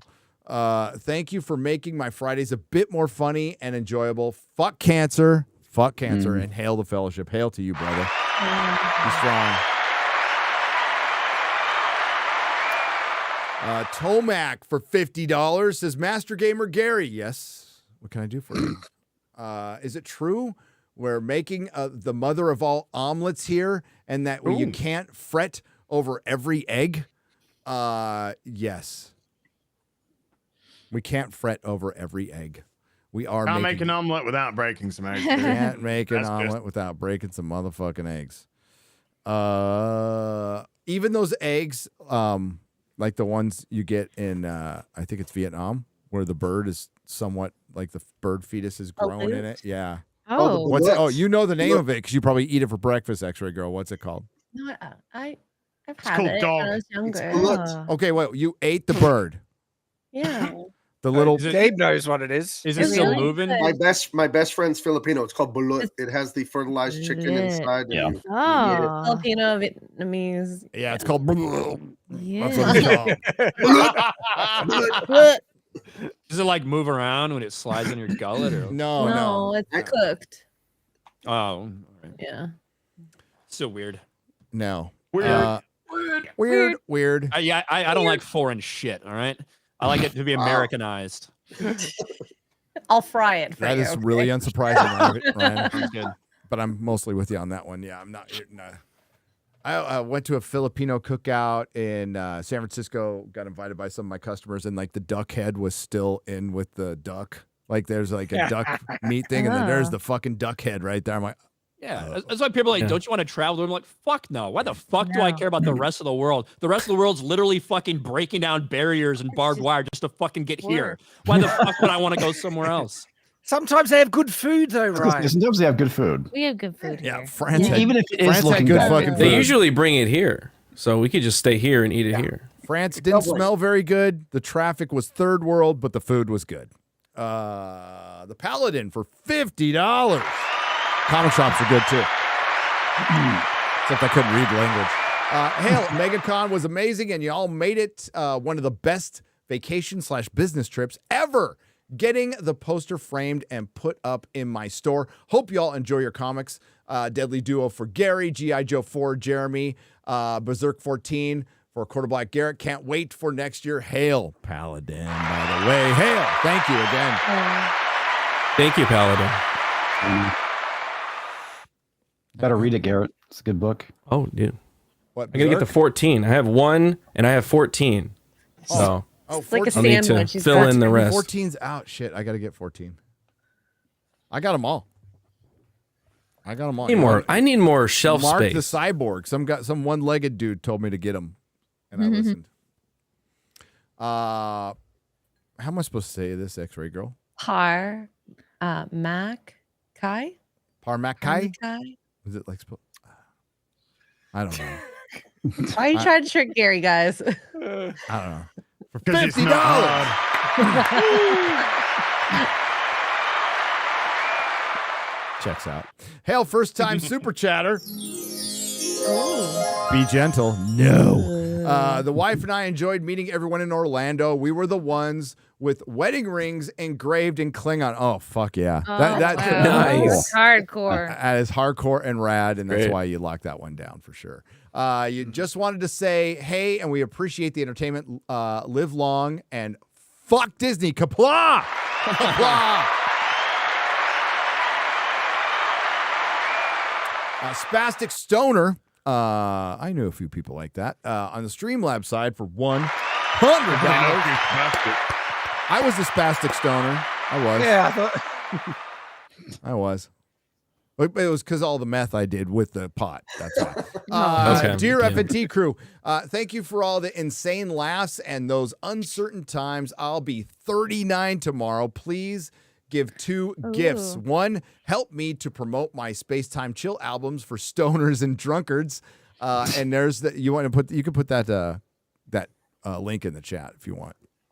Okay. X-Ray Girl, thank you. And 2, sing. Sing to me happy birthday. We have not done that in a long time. I think it's a good time to do it. Let's do it. No. All right. Do we want to Let's save count. it? Do we want to save it to the end? We'll save it to the Yeah, very it's gonna end. chase a Yeah, lot of good people. idea. Oh man, I was so It's going to chase everybody away. Yeah, and it's- all these people are trying to sub to Dan Vask right now to get me to sing some Bon Jovi. I will give you an example of my singing skills today. And you know what? Maybe I'll make everybody on FNT be my background singers if I lose. We didn't lose. We didn't lose. I'll do We're it. not part I of lose, this. you lose. Didn't you know that? I'll do it. I'm down. Oh, thanks, Ryan. See, Ryan will play Ryan's a the true piano. friend. You, Garrett, you're a fucking Judas. Subscribe to Dan Vask. Oh, you don't have to do the Wow. work. Don't do it. I say just make Garrett do it. You know, if I didn't, Yeah. I'd kick you right now, but I know you'd end the stream, you motherfucker. I still want to kick you right back to Crowder. All right, this is getting quite gay, actually. No. And then you guys can ride Hager together. I want to kick you so fucking much. God damn it. I want to kick you so hard. You probably missed my joke on Square Up last night. Or I opened up sipping some coffee, and I'm like, oh, I stole that from Crowder along with Quarter Black. Oh yeah. Is that the stream you did? Is that in the the stream you did settlement. last night that still has a typo in it? Oh. I don't give a shit. It's for members only. Who cares? No, That was some kind of new No, word. it's public on Nerdrotic Live. It's like, is there it's supposed to say anti-fan, but it says a knit fan. Oh, it does? I should have just put tit. I should have just put tit. Do you want me to change it to tit fan? Yeah. No. Just I mean, No. fix it if you can, of course. My crack staff always got my back stuff. That like that's like I missed it too. Go I don't tit. care. Yeah, because that's never happened to any one of us here. Oh no, not at I all. saw the I never get notification. texts from Nick Weiser about it. Well, I hey, saw the notification like the day after, right? Like on my phone. So I Damn, assumed you're it was like fast. you had changed it, right? When she started the I stream. went right to sleep afterwards. And then I checked during like today on FNT. I was going through and it popped up again. It's like, no, it still says a knit fans. A knit fans. A knit fans. I love the chat. Did Like like the doesn't knit. even correct it. They're like, who doesn't care? He's just retarded. Typical Gary. They know. Mongo 5817 on the Streamlabs side. Mongo. 100. Mongo Pond in Game of Life. Is it true they put a Great trigger movie. warning in front of that somewhere? I saw that going around. I don't know if it's true though for Blazing Yeah, Saddles. that was actually from like 2020, and it was Yeah. from Turner Classic. 50th Movies. anniversary, man. Yeah, For punching the horse. it wasn't so much like a trigger warning. Was it for punching weird. the horse? I know Vosh got really upset. I didn't hear about the Vosh thing. What happened there? Thanks for playing. Well- We explained it like half an hour ago when we talked about it. Comics. What were you doing? Speaking my dogs. Come on. I got back at the very end of that conversation. That's ironic. That's ironic because he showed a bunch of people having sex with animals. Yeah. So Vosh was on a stream and he opened a file with some like bestiality porn or something like that. And He went to save an image, and then the window opens up where you want to save it, and it auto went to all this porn, and it showed horses doing things to That's Yeah. insane. first rule of internet. Yeah, like Why who am I saved? Like who surprised would this is save Vosh you're that? talking about? Who would Saves save that? to porn. their Vosh would computer? save Yeah. that. Who would save it to their computer and then like keep it on a file like on their desktop or something like that, dude? What the Just fuck, call retard? just like the label of the thing is probably just like horsecock porn or something. It's like, Or But it's, if it it's a went to folder's that labeled folder- taxes. But if it went to that folder, though, it meant that he was in that folder last. right before the stream. Recently. probably. Right? Yeah. Oh my my god. God. So and you know it won't affect him with his audience at all. Like he probably gained subs from it. So He ain't gonna lose any. Yeah. ain't gonna lose any. Mongo 5817 for $100. Sorry I couldn't witness Hagrid running a coal train on my favorite FNT personalities. Hail That's a good FNT. Dan Vask is gay. So gay, he wrote a song about me, wishing I was gay. So, and That's a it great was song. beautiful, beautiful song, beautiful song. I liked it. Of course you did, because you're Still all a sounds bunch like of, he's saying Gary's great instead of gay. bunch of fucking simps for Dan Vask. That's all my whole crew. Lady Grandmaster is the only one on my side. Perry has been strangely neutral on the whole thing. I called him gay yesterday. Who? Well, I know you're. Dan. Yeah, Perry. you're on my side. Who's in the lead? Gary. Gary by Yep. 14,000. I fucking hate counting subs. It is the gayest fucking thing. I can't wait for this to be over. I just. You're the What one song who fucking was that? started it. Don't fucking I didn't start it. you No, can I both do it, didn't. but yeah. I agreed to a bet on a road trip, and I only This heard is half of it. collusion. This is collusion. No. I'm driving to Vegas last year, and we're in the mountains, and I caught like the first part of the bet, and I'm like, motherfucker, I can't not accept this now. So I'm like, let's do it. And then, like, I forgot what the original terms were, but it was like, basically Dan was going to get away with nothing, right? Like, I would sing the full song, and then he would have to do something. I can't even remember what it was, but I'm like, whoa. I didn't hear that part. So like, you have to sing a song that I write for you about man buns being gay. And he agreed to it. He was man enough and he agreed to it. Maybe Dan can remind me what the original terms were, because they were like fucking weak. They were like third world terms. But Wow. yeah, so I agreed. And here we Dan are. said Gary forced me to do it. See you in the chat, Dan. Force you to do shit, okay? Maybe the starving children that run around in packs forced you to do something when they chase you to your shanty house every day where you shit in a bucket. But Holy, you're going hard. I am going hard, but hey, at least that bucket of shit's a weapon for all the starving children and dogs who are chasing him around in his third world country. That's more known for shaving pubic hairs than anything else. Although they count votes about as well as we do, so there you go. Shaving pubic hair and horrendous gang drug violence. Yes. Oh, go burn a rainforest, Dan Vask, okay?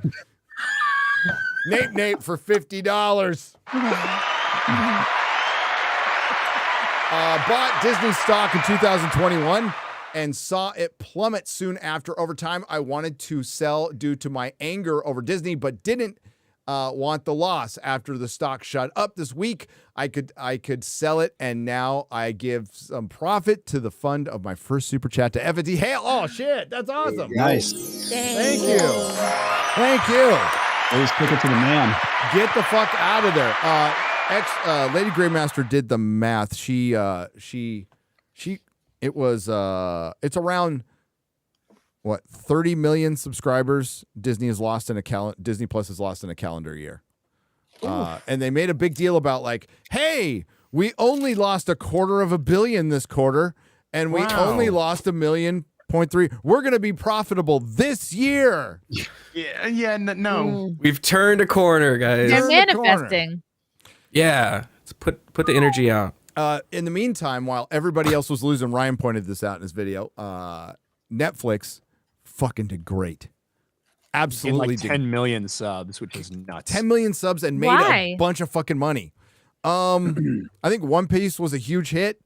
I think getting the wrestling deal but that wasn't in the quarter. That was not. That was after. That was after. They announced that at the quarterly earnings report. Remember? That's right.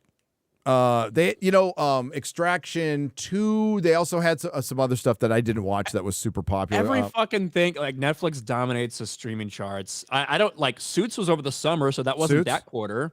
Like, but that wasn't that quarter. I don't even know. What Squid Game, the reality show Squid Game. Oh, that was great. One Piece probably brought a lot of people in, but the thing is, they were the first. You talked about this morning. I think it was Ryan. They were the first in the game. Okay, they were the first in the game. They helped develop. What they did was they repurposed. A lot of people in Hollywood at the time were going for the set-top box thing because there was PlayStations and Xboxes and stuff, and they were streaming through that. And they're like, hey, we can do it through a set-top box, like a cable box. But then Netflix just like, we'll just do it on our fucking website. And this technology had been there forever, but Netflix was there first. They got the best people. Disney Plus was built by Netflix people that they stole.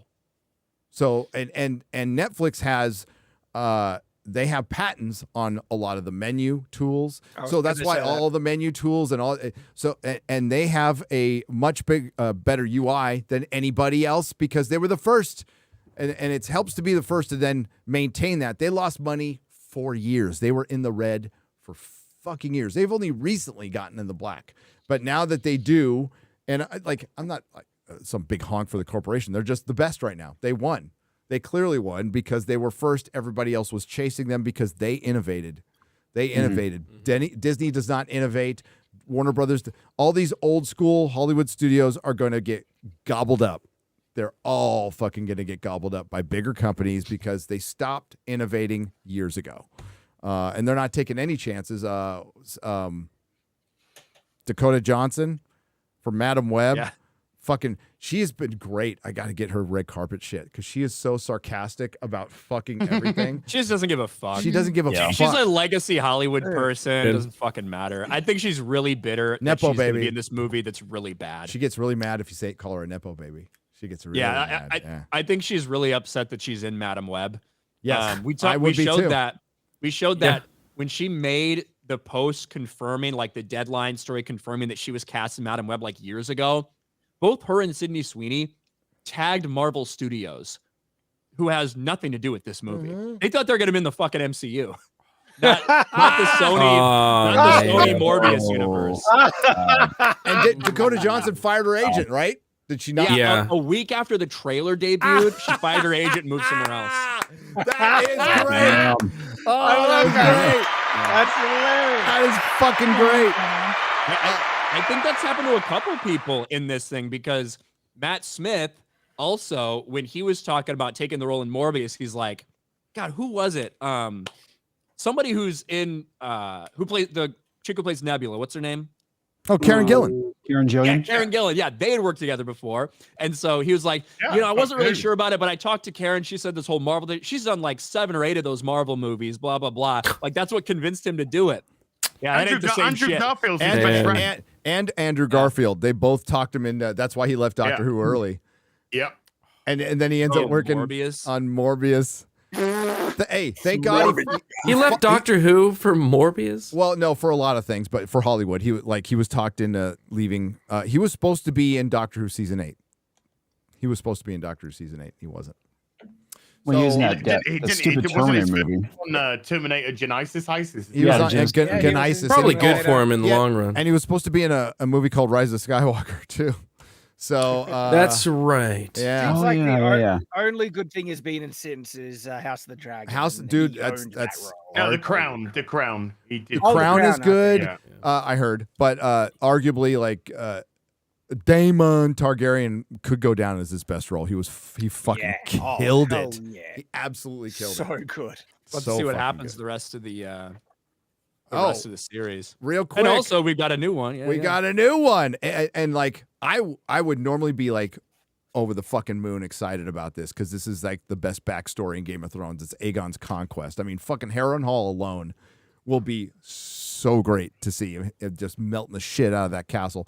But unfortunately, as Ryan and I chit-chatted quick in DMs, and Ryan, you were right, dude. Like, we might as well enjoy this because we will never get the books. 4,592 days since the release of a song, a Dance with Dragons. Gone, man. Aegon's Conquest spin-off in the works from Batman Part 2 writer.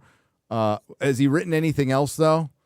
Because that's kind of important. Written Batman Part 2, for fuck's sake. I don't know. Yeah, that's like the weird thing. It's like, I don't know what else he's done other than something that hasn't come out yet. So. Yeah, like Ryan Condell has a writing background and has run shows before and is a huge A Song of Ice and Fire fan. And it showed. And George was there too for House of the Dragon. I don't know about this, but normally I'd be excited about it. Henry Cavill as Aegon? Fuck yeah. That'd be great. I know it won't happen. Is that true? But no. That's like been a That's fan casting for yeah. forever. I don't like. We don't need Henry Cavill to be Aegon. No, we don't. But it'd be cool. It'd be cool. I've always envisioned Aegon with a little bit longer arms, so I'm not sure. Yeah, but, he doesn't have Tyrannosaurus Rex arms. Yeah, but overall, there's a couple stories that so many people want to see, including Robert's Rebellion and things like that. But especially with even what's been revealed in House of the Dragon about like the prophecy and everything, like we're gonna find out some of that shit in this. I have to imagine. Me and Gary talked briefly in DMs. Ironically enough, when the news broke, I was talking to somebody else who really loves the books, and they were basically just like, fuck that. I don't want that. I just want George to finish the fucking books. I do too. And I'm like, I get it, but I'm at the point where I've accepted that it's not going to happen. And I think eventually maybe we get Wins, maybe an unfinished version of Wins. We'll never get the last one ever. So to me, if we're not going to get those, and I just don't think we're going to get those, I'd rather see these things come out because House of the Dragon's been fucking phenomenal so far.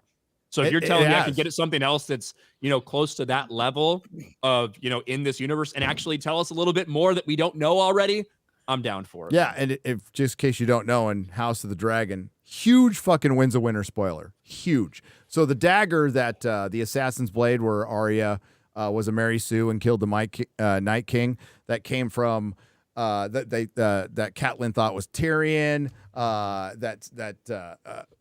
It's a Valyrian steel blade that belonged to Robert, and it had a prophecy written on it from Aegon the Conqueror, and we never knew why. Like the Targaryens lived on Dragonstone forever without conquering Westeros, which they could have done anytime they wanted, and they didn't. And then they decided out of nowhere, hey, I'm going to go and conquer Westeros. It's because Aegon had dreams because some Targaryens have prophetic dreams about the long night.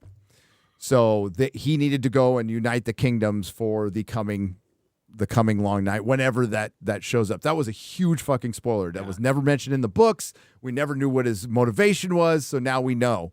That's the only way we're going to find out anything until after George dies, and then somebody gives us his notes of what his ending was. And there's so many questions and things about, about him and his wives. Yeah. About whether his kids His are sister really wives. his kids. Yeah, his sister wives. About whether his kids are really his kids. Because you'd imagine, I mean, Aegon was young. He was fucking 2 chicks the entire time. Yet he only has 2 kids. A lot of people had questions whether he was fertile or not, or whether because Rhaenys was a fucking whore. Well, Visenya probably used some sort of weird dark magic for Maegor. Who knows? One of them would have to be a Targaryen would have had to impregnate the other Targaryen, possibly, but not necessarily. Not necessarily, but you never fucking know. You can't get it up for your sister wives. Who can you get it up for? I mean, he preferred one sister wife over the other. Well, I think he was fucking, but was he infertile? That's the question. That's Not always impotent, been a question. infertile. Yeah, yeah. But I mean, it's a fucking George R. R. Martin story, so we can just assume it. I mean, that kind of shit happens all the time. Duke Devil 95 has gifted 20 Nerdrotic memberships for $100. Wow. Ryan, we're gonna have to do a fucking Song of Ice and Fire stream.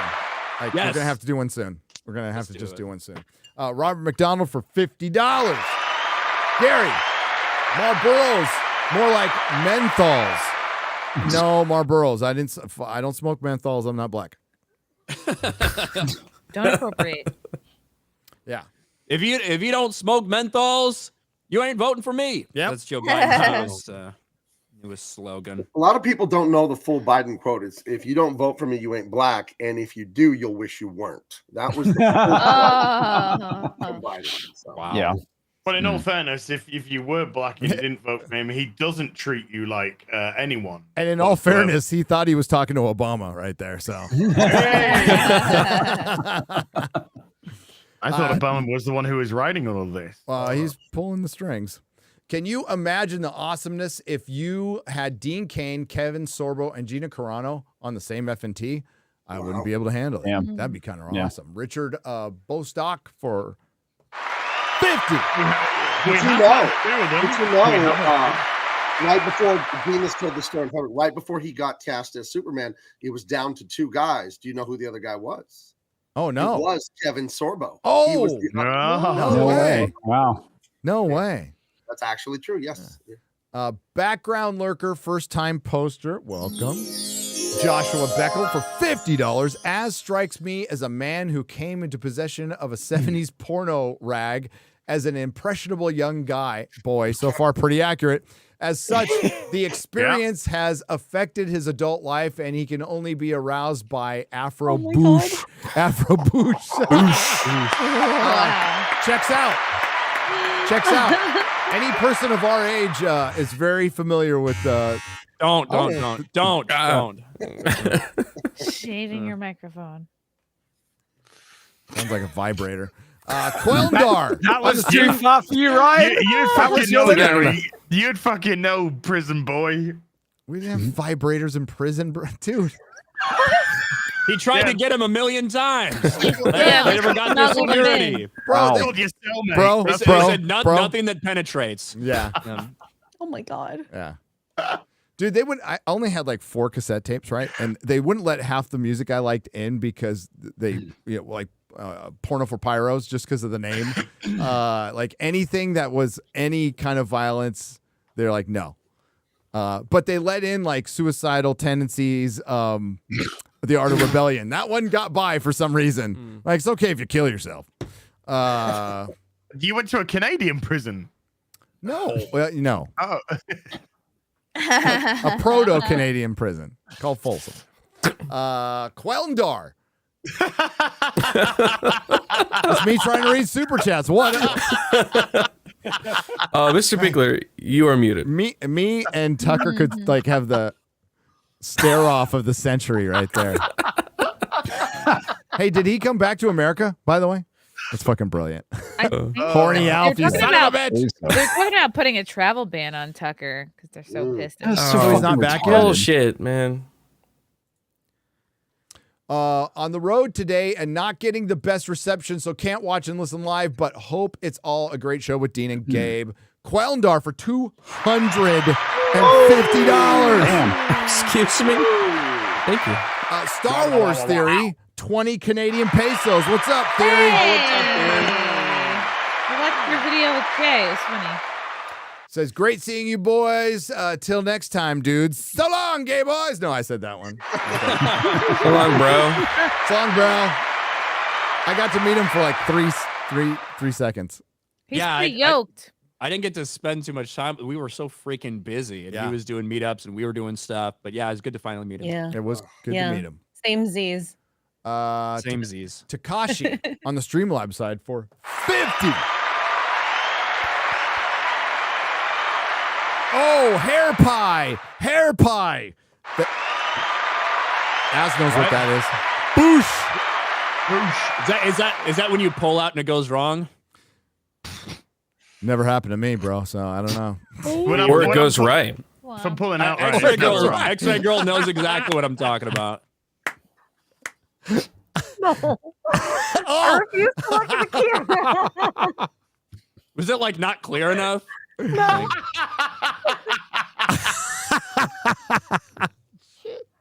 It took me a second to get when it. you pull out and you come in a woman's hair on accident. Which hair?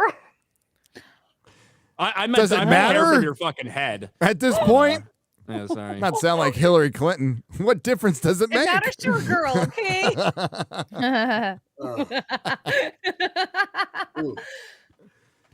Ah, this went south. Souther. Hair pie. Ryan, What? hair clippers were too far. I know. The hair clippers were too far. I thought Az was gonna actually shave his fucking face or half his mustache. Don't you love that Careful. we have two like pretty devout religious people on our show? We're just the worst fucking people ever. And they thought we'd be nice for Dean Cain. Hey. Talking When about- Christ was on earth, he ministered to the sinners and he smoked. Right. Yeah, that's right. Yeah. That's who he hung out He with. hung out with the whores. You know, He did. He probably heard That's a what you're lot. doing. He heard a Whore, lot of Garrett? hair pie stories. I'm calling us all whores. You know, who's Nailed it. Just like Jesus. Oh, who actually nailed him? Just like the Romans. Just like the Romans. All right. Oh, God. And the Jewish leadership. I will be going to church on Sunday. Who said that? Oh, will you? Is What? that going to absolve you of all your sins, Ryan? Yes, going to that'll church make on sense. Sunday? That's the point. Is that the point? Is it? It helps, certainly. Oh, Like I went a couple times. I went when I was a kid. Yeah, I took communion and stuff. I was like 12, then I stopped going. Yeah, until you found out it wasn't a drug. Yeah. No, there was alcohal, dude. Dude, It it's was wine, booze. bro. It was wine. So Yeah. How, real how wine. does somebody in the chat say too soon? 2,000 years too soon, man. He's coming back. Yeah, it's fine. He came back. He's okay. Justin Martin's for $50. I can't wait till your bet with Dan Vasquez over. I can't either. Although roasting him on Twitter almost every day and him roasting me has been kind of fun. I'd love to be able to subscribe to his channel. He's very talented. He's an extremely talented gay man. He is. I also want to show my support for the LGBTQIA community. You don't hear much from them these days. Very underrepresented. Such a shame. I know, right? According to Hollywood, 50% of everybody is gay. And according to comic books, 90% of everybody is gay. So there you go. Like 100 now in comics. It might be 100. It might be 100. The person who Az and I were speaking to about like unfucking comics, the only thing I brought up is like how in the hell do you ungay everything? How do you go about that? Like what world is that? Deadpool kills the Marvel universe. That's how you do. Okay.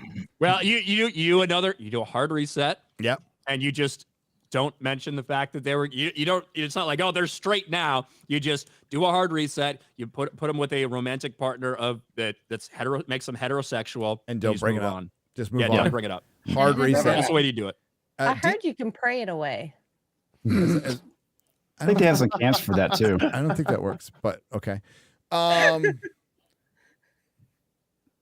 am I supposed to say zebra cocky? Like, that's sorry, that's Bosch's alt. Yeah.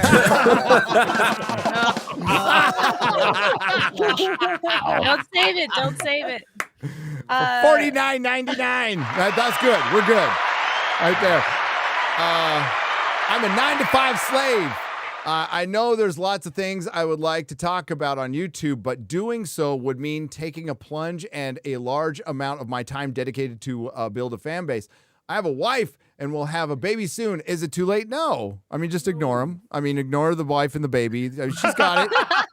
Fine. Dude, you did your job. You put in the little the little swimmers, and you just kind of fuck off. And she works it all out, and then you can work on your YouTube career. I'm sure it'll help your marriage. No, don't listen to any of that. It's a hobby, man. It's a hobby. Treat it as a hobby. Yeah, I had a full-time job and 2 kids, wife career woman who was gone, so I had to watch the kids a lot and commuted to work an hour each way every day over that godforsaken Golden Bridge that cost me fucking $50 a week to go over. Fucking highway robbery, literally. Oh, no, Gary, please keep talking about the fucking story of your life. Jesus fucking Christ. It's midnight here, for fuck's sake. Oh, Golden I'm sorry. Gate Bridge. Oh, Golden so Gate Az is Bridge. the only one that Is can where rant we- on this show? I'm going to start slowing down. I love Az. Oh, Az is tired. Wait. Is Az complaining about somebody giving them their life story? Bro, have you listened to one of your fucking streams? Rant incoming. I know your entire grocery shopping list, dude, every fucking day. People here. Shut the What's fuck. What's my grocery list tomorrow? Don't distract him. Let him tell the story. I don't even know what it is anymore. Yeah, all right, so zebra cock. Yes, you can still have time to start your YouTube channel. Yes. Just start with figure out what you want to talk about. Start with like one thing a week, right? And if you can handle that, maybe up into 2 videos a week. That's it. You shouldn't quit your job or anything to start YouTube. Do it as a hobby at first. Do not quit your job. Do not quit your job, please. Don't do that. It's a hobby. It's a garage band. Hang on to it as long as you can. Hail FNT. This is the last one. Ronan the Crusader, 2 parts. 50. Hail FNT. Had an absolute blast at MegaCon, seeing you all again, and finally meeting the king, Eric July, the Black Stan Lee. People love it. Love it when Eric's called the Black Stan Lee. It's almost like the Miles Morales of Miles Morales. You could just say Steve Rogers is Captain America, Miles Morales is Miles Morales, and Eric July is the Black Stan Lee. You will get the best Twitter interaction of all time. QB, thanks for the chat at the Saturday meetup. It means a lot, brother. What'd you talk about? This year feels full of opportunities, so I'll see if I can make Vegas. If I can't make Vegas, you can bet your sweet Bippy. What's a Bippy? You'll see me again in Orlando. Hail to all. Hail Gabe. Hail Dean Cain. And hail to the Fellowship. Hail.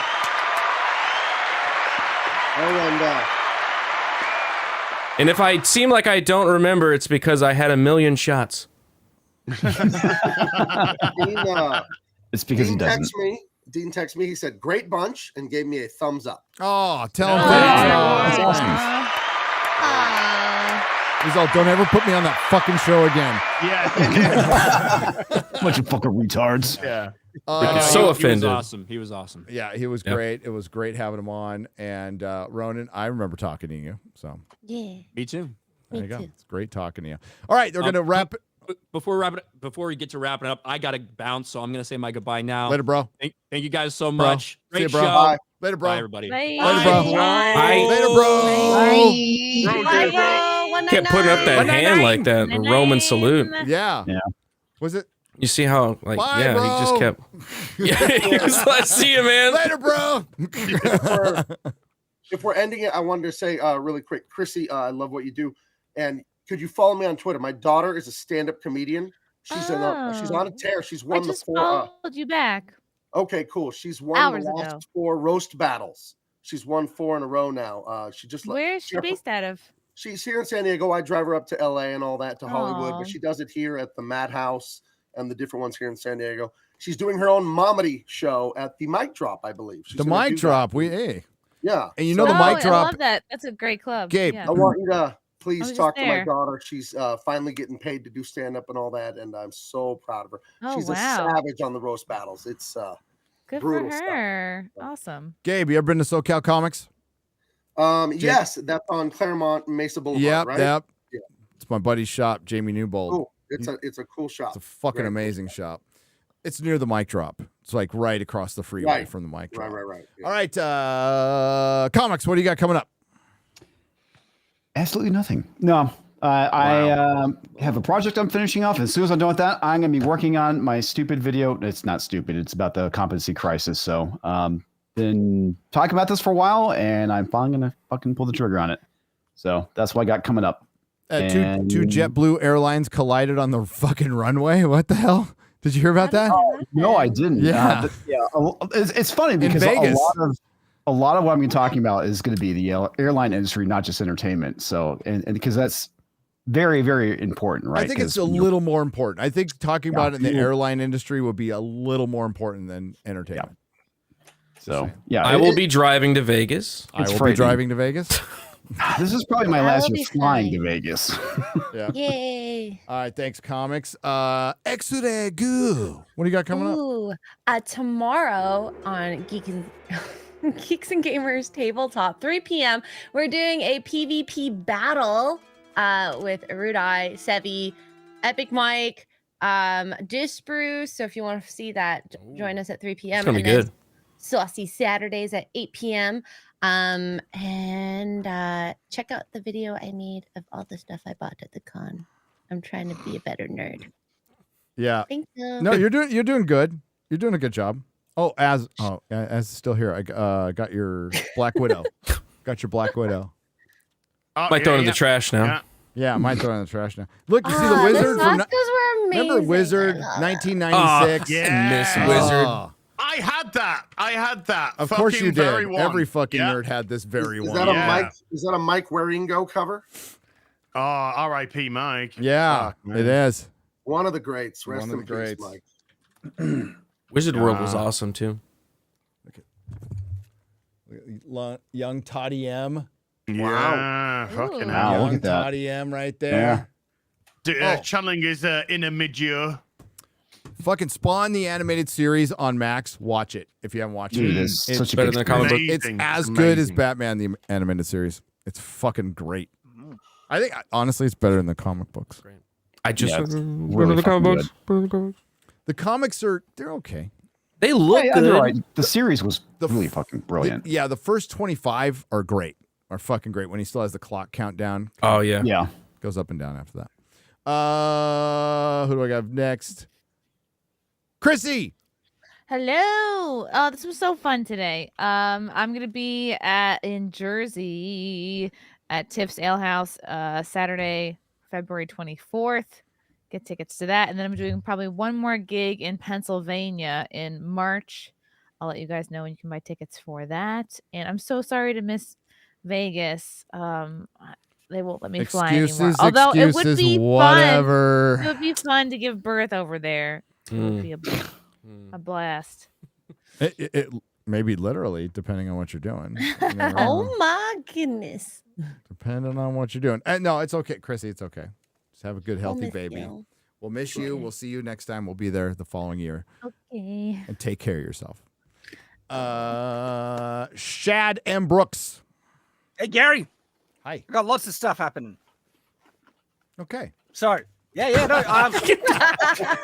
Sounds awesome. Big old That say. sounds great. Sounds amazing. So on Shadowversity, we're testing out batarangs and see how effectively if you Saw can that. disarm someone and stuff. So that was Ooh. heaps of fun.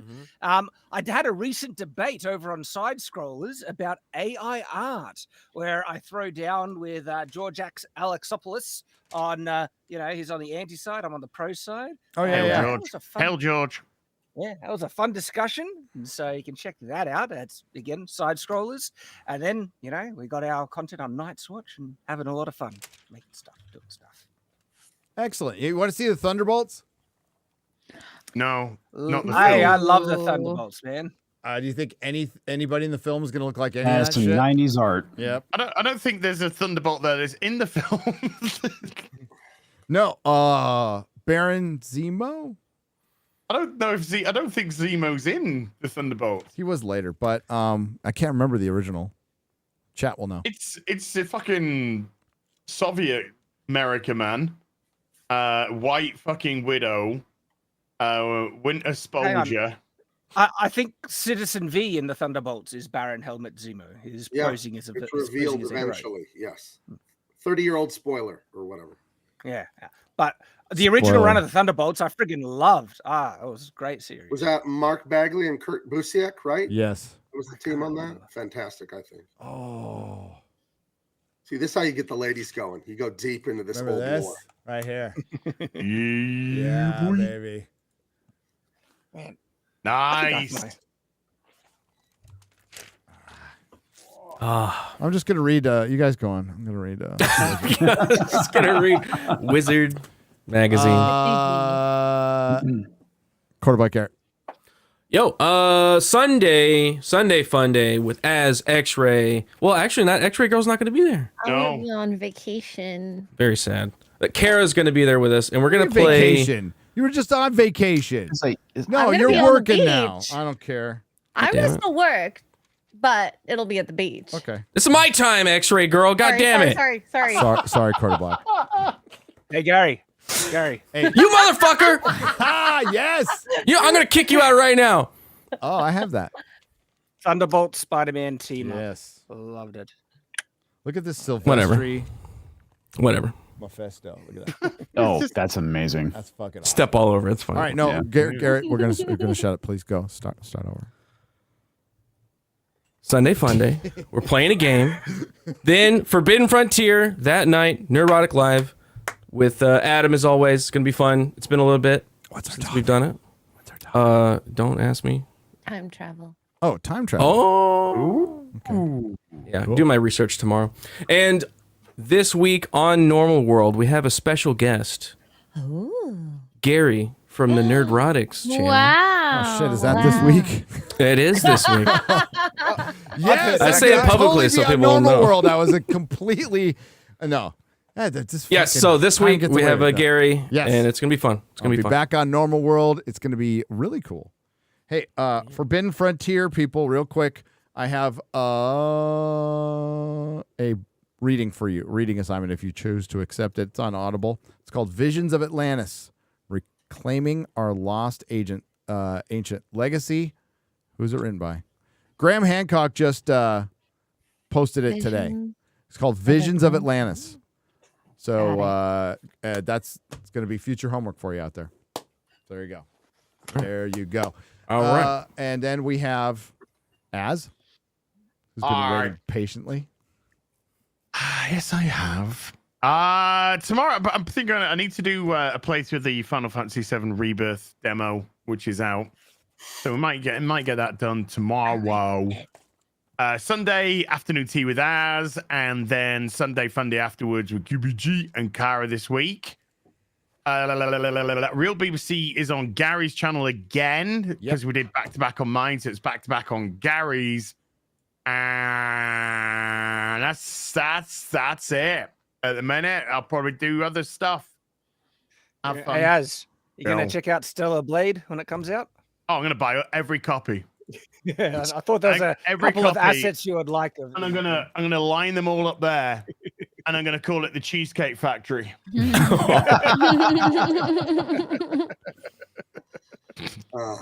Every time a Japanese or Asian, because it's Korean actually, every time an Eastern Asian woman has a nice ass, an SJW loses their shit.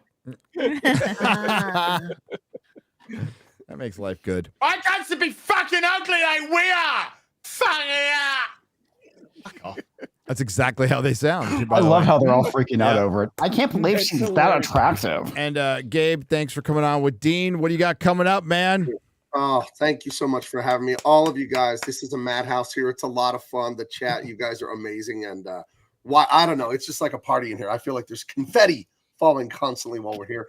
I have what I have going on. Guys, subscribe to my YouTube. Of course, that's Gabe Eltaeb. I got my monetization back.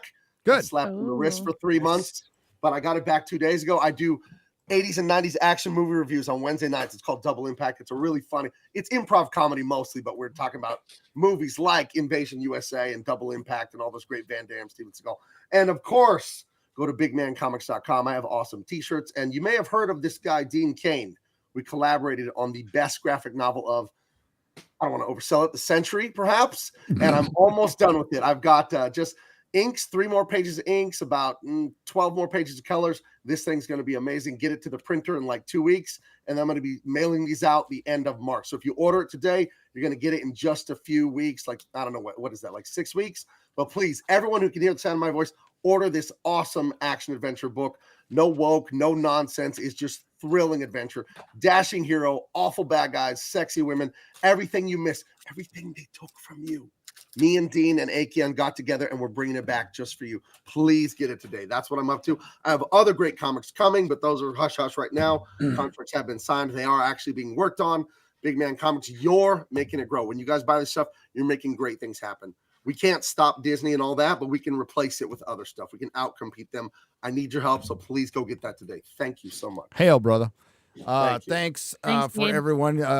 Thanks to Bidet Cobra for not showing up. Go see the Bidet Cobra cast. Thanks to Ryan. He's our bro. Who else took off? One question. We actually, it's a notification. Odin. We need to sing happy birthday. Oh, that's right. Oh, right. So this is how it's going to go out, folks. I'm really sorry. Run away, Gabe, while you Gonna can. count us While in. you can.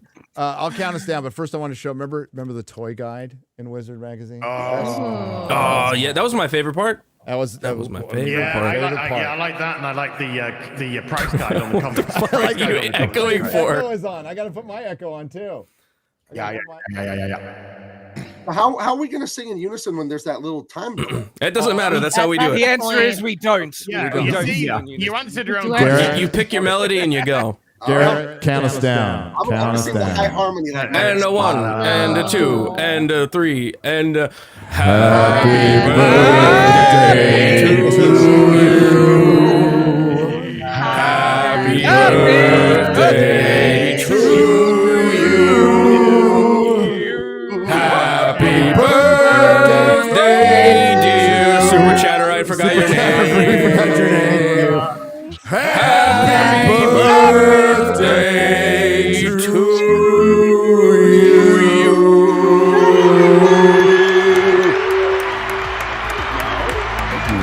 Already lost 1,000 people watching.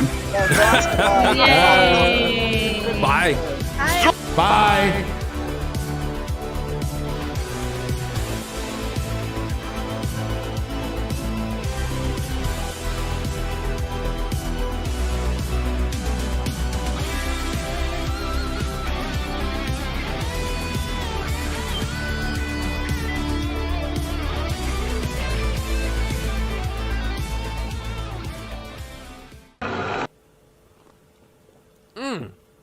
God damn, Gary. Some serious gourmet shit.